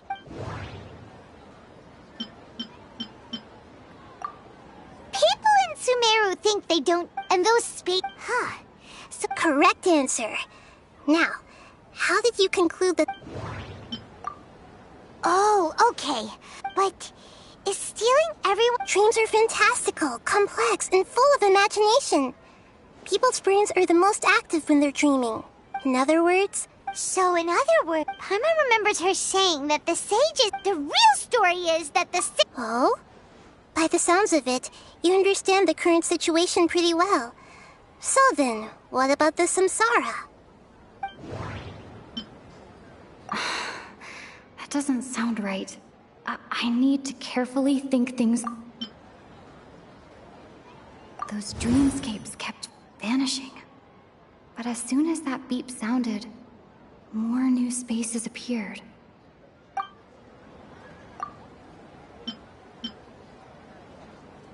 I can't seem to cohesively piece everything together.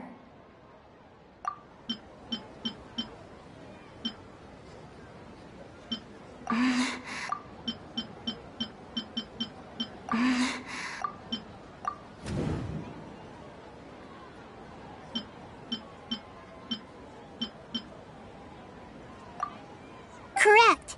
The Akasha is keeping each person's brain in a constant dream state, but also separating their consciousness from their own dream. Their disembodied consciousness is placed inside the collective dream of the Sub-Zero's festival along with everyone else's, while their now vacant dreams are harvested by the Akasha. No one is any the wiser as another day passes in the dream, and so begins another samsara cycle. People wake up to yet another dream about the Sub-Zero's festival. The dreams that belong to them are once again harvested by the Akasha, and so it continues. So, this is like a dream factory, and the Akasha is a dream harvesting machine. Did Paimon get that analogy right? Very good, Paimon. Using analogies well is an excellent habit to get into. Okay, so that beep we keep hearing is actually from our real-life Akasha terminals. Taking off our terminals in this dream doesn't do anything. Alright, last question. Who am I?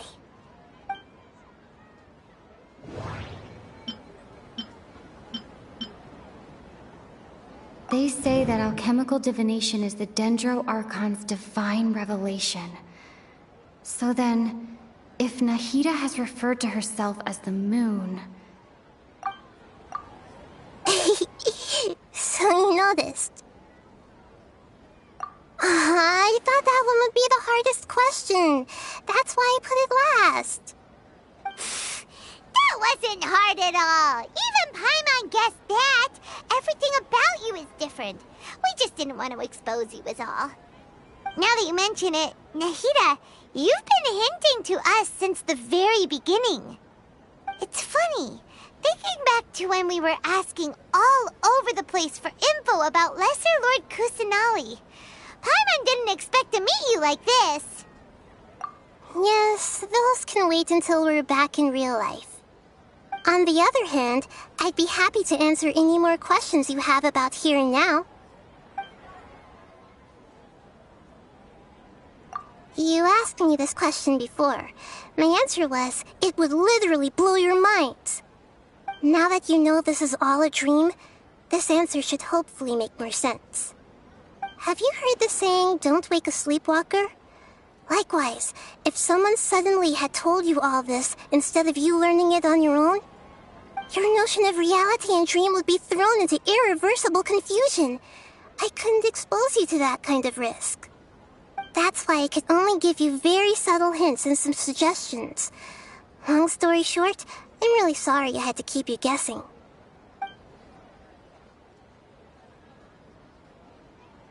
Firstly, this dream we're in is completely based on reality. People have already experienced this Sub-Zero's festival, so it would be very difficult for them to find anything that strikes them as surreal.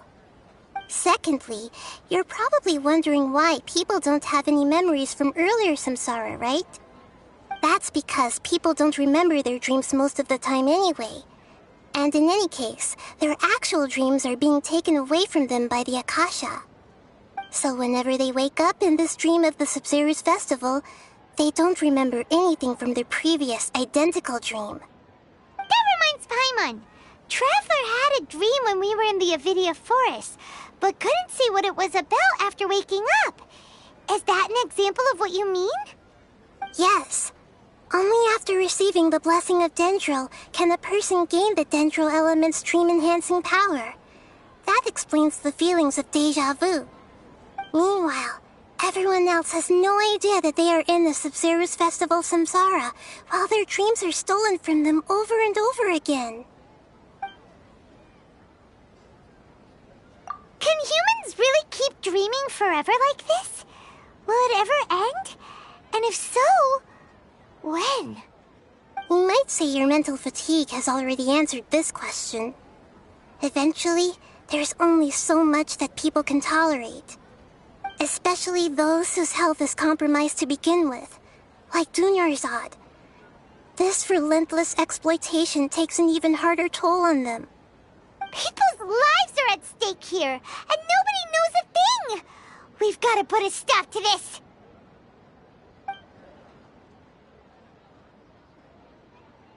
I know, right? Why did they have to base this dream on my birthday? Could it really just be a coincidence? Even you don't know the reason? Wow, now that's strange.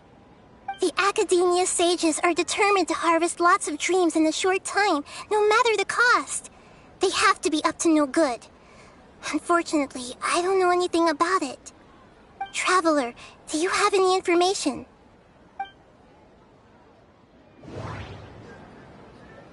Those faces remind me of dreams. Like the one I had in the Avidia forest. Except these have no sign of human presence. Okay, Nahida said, the Akasha relies on the power... The Grand Sage said, go celebrate the birth of that god to your heart's content. Celebrate the birth of that god? Could it mean...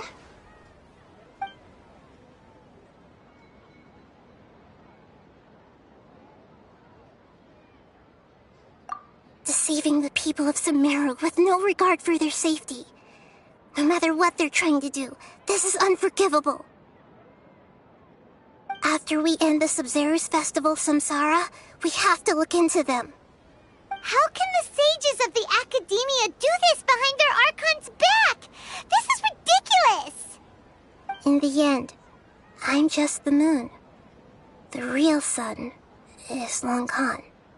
A sun and a moon? Nahida's talking in riddles again.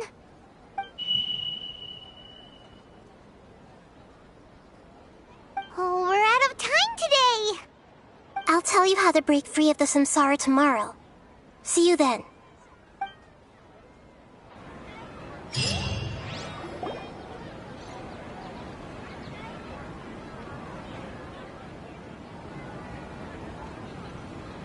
Nahida? Wait. Now that Paimon remembers everything, should we instead say good morning, Lesser Lord Kusanali? Hey! What's wrong, Nahida?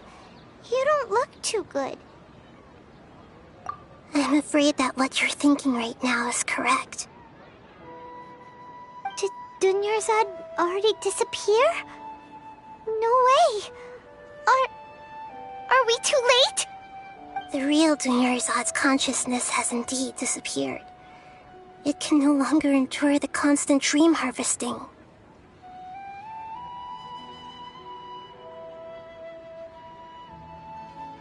Paimon can't believe it. Wait, so what about that other Dunyarzad? Just what is she? Is she also going to disappear? She's actually something like a puppet, but not completely. The real Dunyarzad's consciousness could no longer keep playing her role in this dream. So another Dunyarzad appeared to replace her in the dream. Just like the grass and the trees, that Dunyarzad is just a building block of the dream that helps to keep it going. But personality-wise, she's nothing like the real Dunyarzad. Puppets are stiff and can't copy a living person's vitality. After all, they're just there as filler. You know, speaking of which, the old Dunyarzad might not have been too different from a puppet. Dunyarzad truly believed that she met you within her consciousness, and it was you who inspired her. So you do remember her after all. Yes. Back then, her family was overly protective of her. No one cared about her personality or thoughts. It was as if she only lived to stall her Elazar. I just gave her a little wisdom so she could look at life in a new way. So that she could be her own person. But even so, she's still... Far from it. I'm still a long way off from being a real Archon. I couldn't even save her. If I were a competent Archon, I wouldn't have let my most faithful follower die at the Sabzeruz festival with so many regrets. Please don't beat yourself up over it, Nahida. It's the sage's fault, and theirs alone. I'm not beating myself up. All I did was to rationally observe the distance between myself and a real Archon. Don't be like that, Nahida. Even real Archons are still allowed to be sad.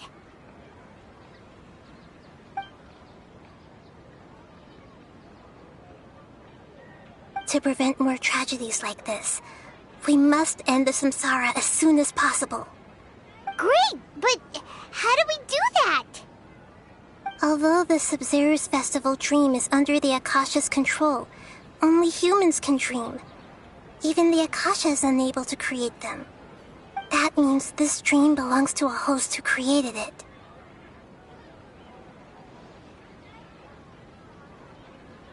Huh?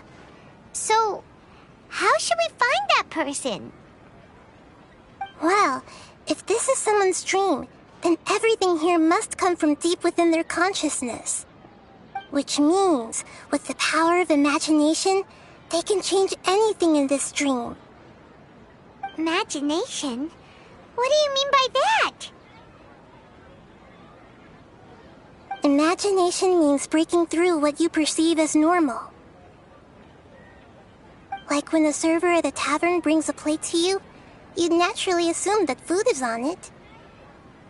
However, if you're the dream's host and you become aware that you're dreaming, when you imagine gold and more on the plate, the dream will respond in kind, and the server really will bring you gold and mora.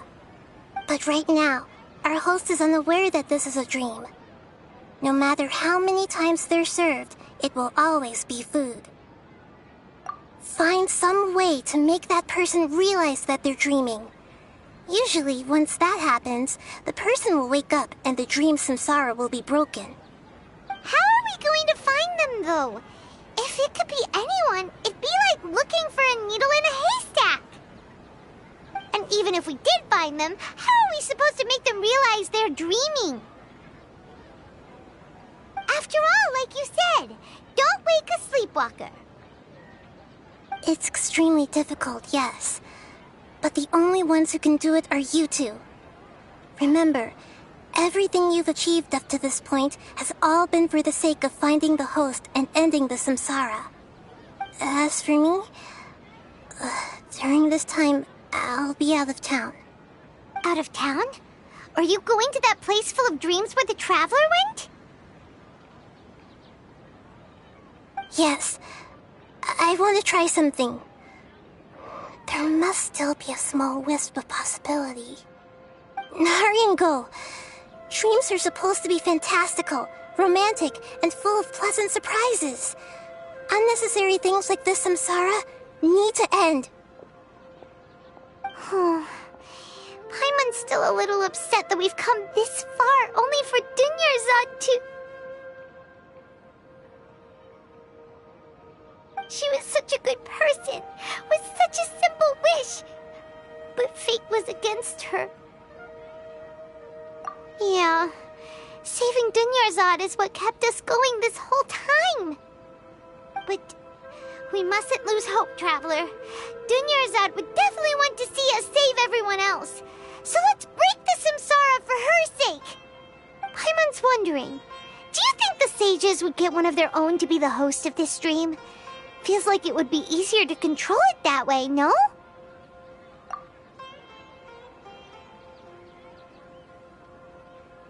Huh. That's true. Plus, the sages probably weren't counting on there being other factors beyond their control, like Nahida and us. So, who do you think the host of the dream is? Oh, that would make sense. Fairest the Night of Flowers is a symbol of the whole Sub-Zero's festival, right? Pretty core character. Let's go ask him some questions, shall we?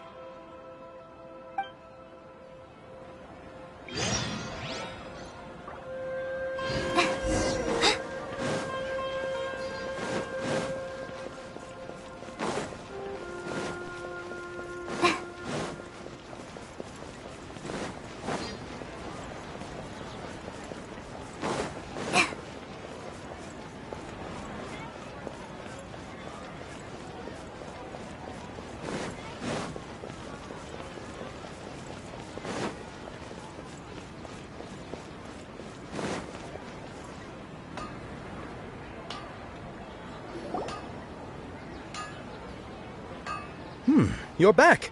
You left in a hurry last time. Is everything okay? Everything's fine. Just, it's a little hard to explain. Would you mind taking part in a little experiment with us? An experiment? That came out of nowhere. I'm listening, though. What do you need me to do? Could you make a wish? You want me to make a wish? Is that a new Sub-Zero's festival tradition or something? Less questions! More wishing! Okay. My wish. Okay. I'm a little nervous saying this out loud, but I want Miss Dunyarzad to be happy. Oh. I noticed earlier that she looked a bit down, and she wasn't really talking to anyone. She just doesn't seem like herself. She's always so gentle and kind, and all the kids love her. I've also wondered if the reason she asked me to be Fairest Night of Flowers is because I'm special to her, or something. So, you have a crush on Dunyarzad? Oh, is it that obvious? After what I just said, I guess it is. When she placed the hat of the Night of Flowers onto my head, she said to me, I want everyone to have a happy Sub-Zero's festival. What she didn't realize was that I'm not that interested in how everyone else feels. In that moment, I just wanted to be her Night of Flowers for the rest of my life. 50 years, 100 years, I'll serve her till the end of time. Okay, yeah, that was a bit much. Felt like the right moment to get it off my chest, but that was pretty embarrassing. Okay, I'm ready to make my wish. I would like Miss Dunyarzad to appear in front of me right now with a smile on her face. Here goes. Please come true. I'm gonna open my eyes. Oh, you're... What? Faki? Sorry, but only one portion of Yalda candies per person. Back home you go. Nice try, you two. Anyway, never mind. I don't need to see her appear right in front of me. As long as she's happy. Guess he isn't the host of this stream after all. Should have expected it wouldn't be this easy.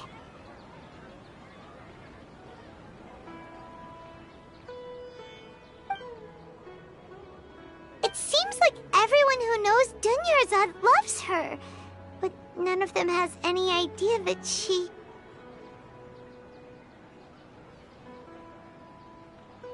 My lady, step back. That sounds like Dia! Oh, right. This is when Dunyarzad bumps into the kidnappers. Huh? But Dia can handle them! Hey, Traveler!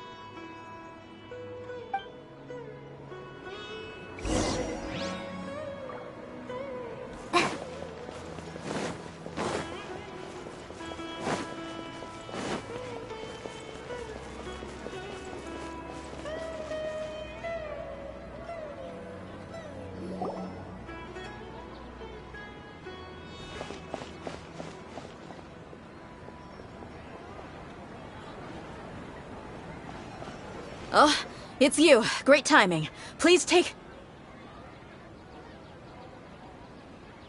Hey, this is my job. The homie Yanni's pay me, not you.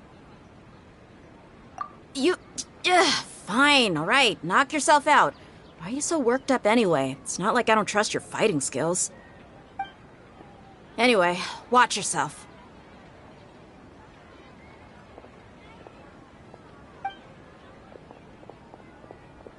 So you got yourself some backup. Suit yourself. You're going down. That's close enough. A new hunt. Come on! Take flight!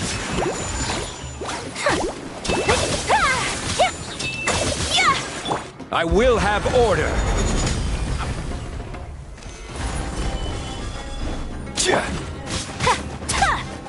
That's close enough. Following orders. My apologies. I'll be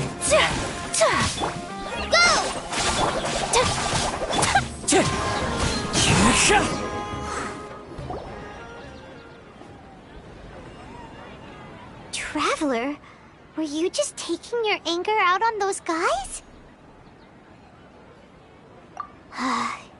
You and Nahida both.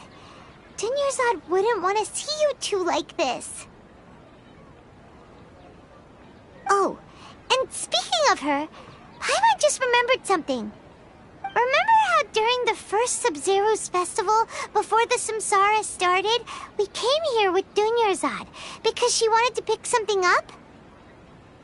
She said it was because she had forgotten something. Okay, so Paimon's memory is working so far. Anyway, Paimon also remembers that she is staying somewhere around here. She pointed it out to us the night before the Sub-Zero's festival. Yeah, even if it's only a tiny clue, it'll probably still help us more than this needle in a haystack search.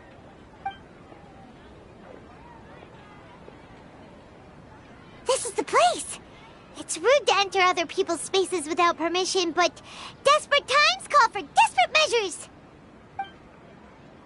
Hey, the windows are unlocked! Okay, Paimon's gonna take a peek inside.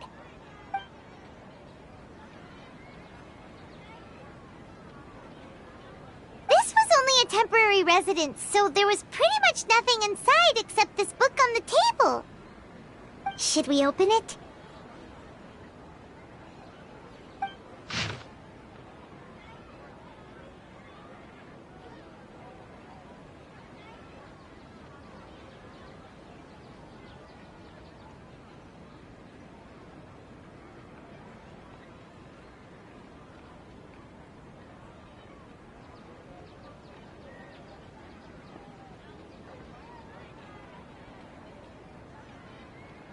Wow, Dunyarzad wrote all of this. Sounds like she was always thinking of us even while we were away. Even though she was also busy preparing for the Sub-Zero's festival and had all her health problems to worry about. She must have wanted to give this to us as a gift on the day of the Sub-Zero's festival, right? If we hadn't found this book, we never would have known. But now that we know, we can't even thank her. Hey! Where are you off to now?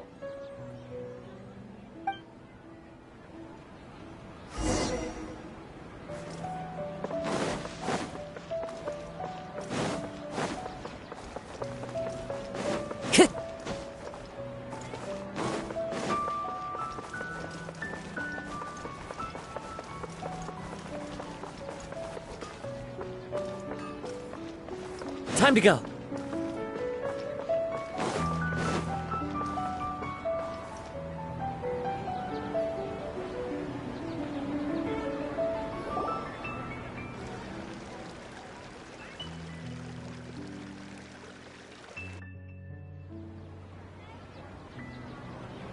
It's Dunyarzad's puppet.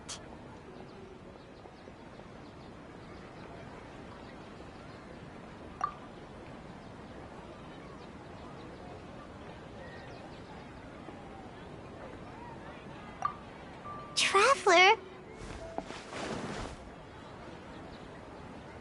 You must be exhausted. Come to think of it, we've been stuck in this place for a really, really long time.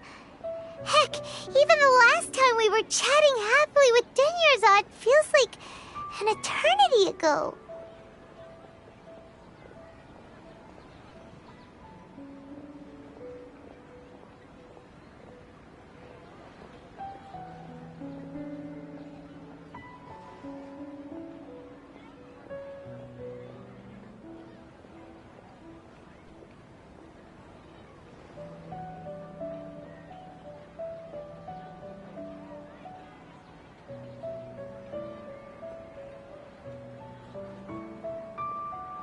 Paimon still remembers when we were sitting here, and the way her eyes sparkled when she talked about Nilu's dance of Sub-Zerus. There will always be frustrations in life, but I know that the point of living is not to leave behind any regrets.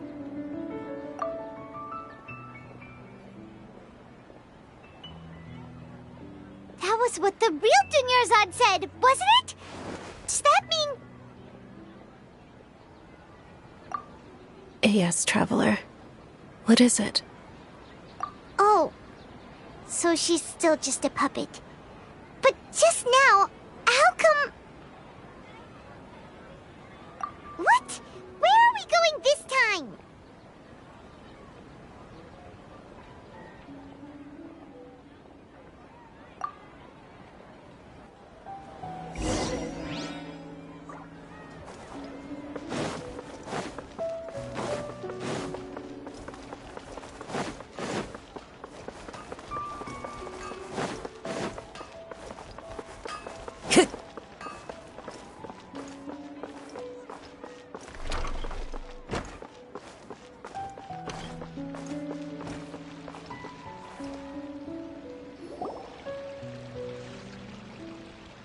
If you continue to resist, we will have to order an investigation into every single event organizer. The Grand Sage has already granted you much leniency. I advise that you exercise tact. How did things turn out like this?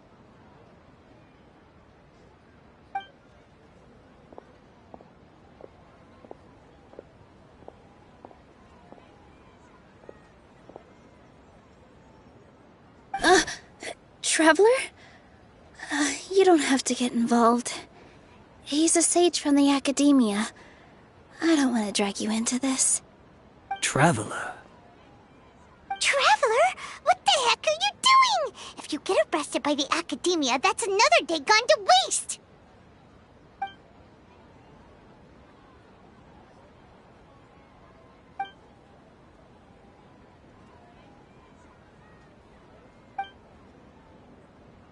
Wait, they're not reacting. Have they been scared stiff? Oh, of course! If this is the sage's plan, they wouldn't put themselves through this. So they're just substitutes. is this? What happened to the Grand Sage and his entourage?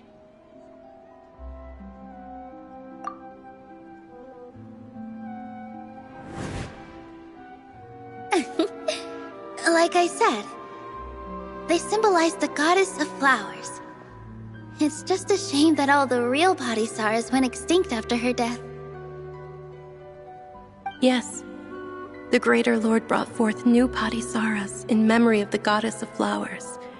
But she ultimately could never truly replicate that beautiful shade of purple.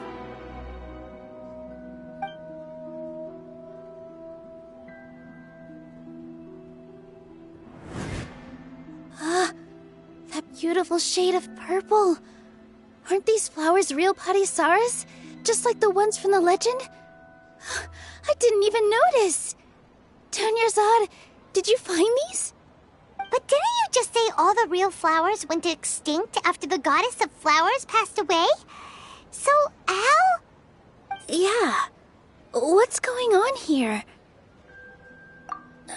Huh? You guys are acting weird. But okay, I'll try.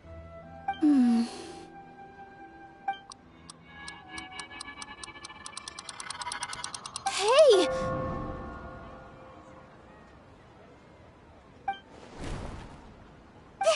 They disappeared!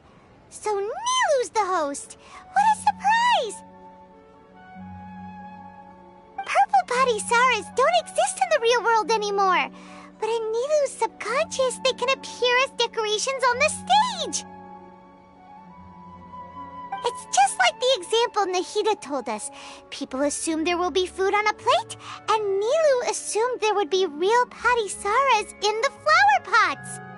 So when you saw the flowers, you instantly knew it was Nilu? But if we want to end the samsara, we need the host to become aware that they're dreaming. How should we make Nilu realize that? Am I dreaming? Huh? So I'm right. Is this Lesser Lord Kusanali responding to our celebration of the Sabzeruz festival? Wrong guess, but you aren't completely wrong either. The point is, what made you think this is a dream? As far as you know, people in Sumeru don't dream, right?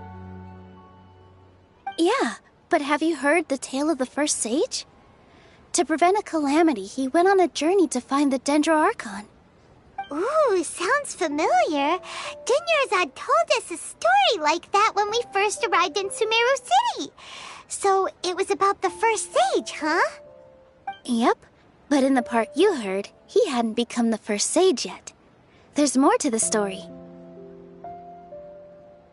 His piety and wisdom were acknowledged by the Dendro Archon, and she finally gave her blessing to him. All kinds of spectacular scenes appeared in front of the first sage, as if all the knowledge in the world was being painted onto a canvas right before him. He was captivated. After who knows how long, he mastered all the knowledge he could comprehend. Afterward, he said to the Dendro Archon, "I miss my parents, my wife, and my children. I've been away from home for far too long. They must be worried." The Dendro Archon smiled. The next second, the sage found himself lying in his bed, as if he had just woken up from a dream. His wife, lying next to him, said, "You're off to search for the Dendro Archon today, aren't you? Have a safe journey, my love." In the end, the first sage took care of many disasters in Sumeru City and founded the Academia. What a happy ending. So, the first sage was dreaming ever since the beginning of the story? He never went on his journey? Yes, but his faith and determination were conveyed to the Dendro Archon, so she blessed him in the form of a dream. Paimon understands where you're coming from now. That's a really interesting connection. But we really gotta wake up soon, like the sage in the story. I see. Well, it just so happens that today's Sub-Zero's festival is almost over, too.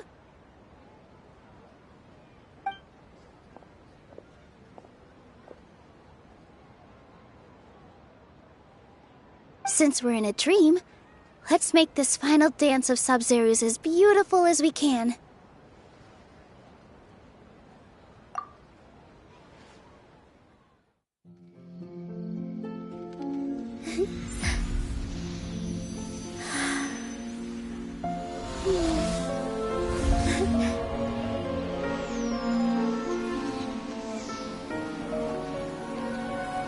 The wait is over, everyone.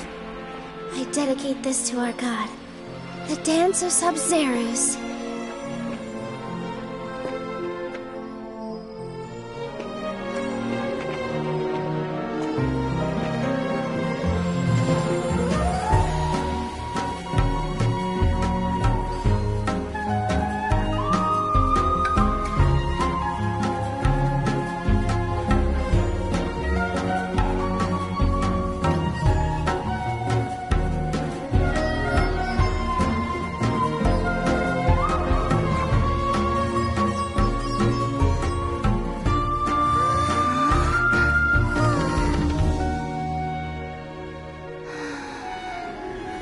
I'd be lying if I said I had no regrets.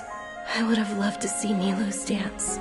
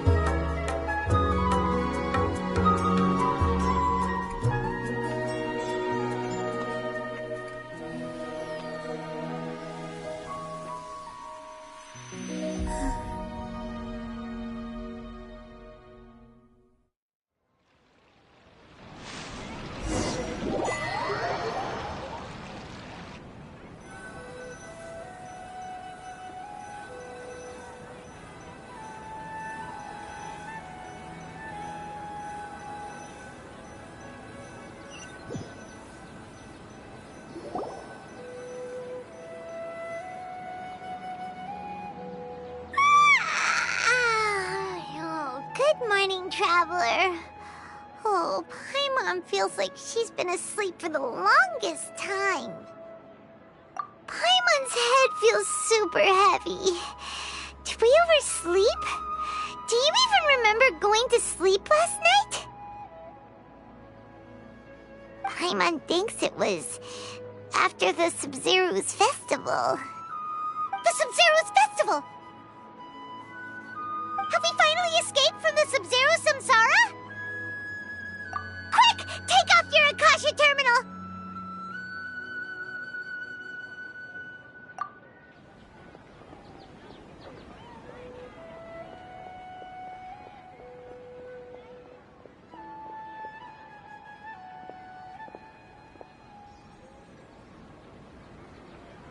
She's not in her room. What happened? Huh? What usual spot?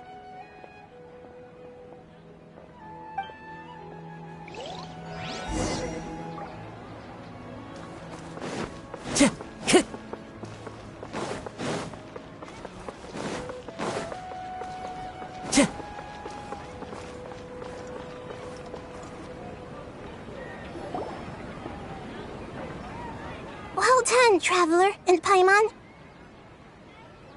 And thank you, Dunyarzad, for organizing the Sub-Zero's festival for me.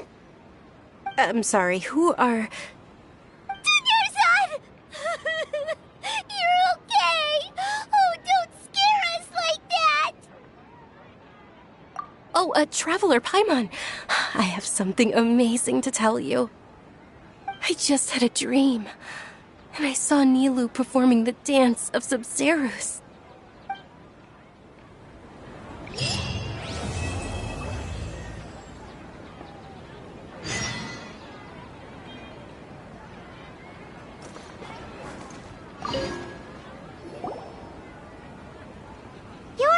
actually Nahida, aren't you?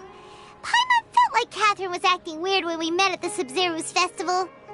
And Dunyarzad, did you save her? It's a really long story. We shouldn't disturb her. Her consciousness is still weakened. Let's chat somewhere else. How about by the Traveler's favorite bench?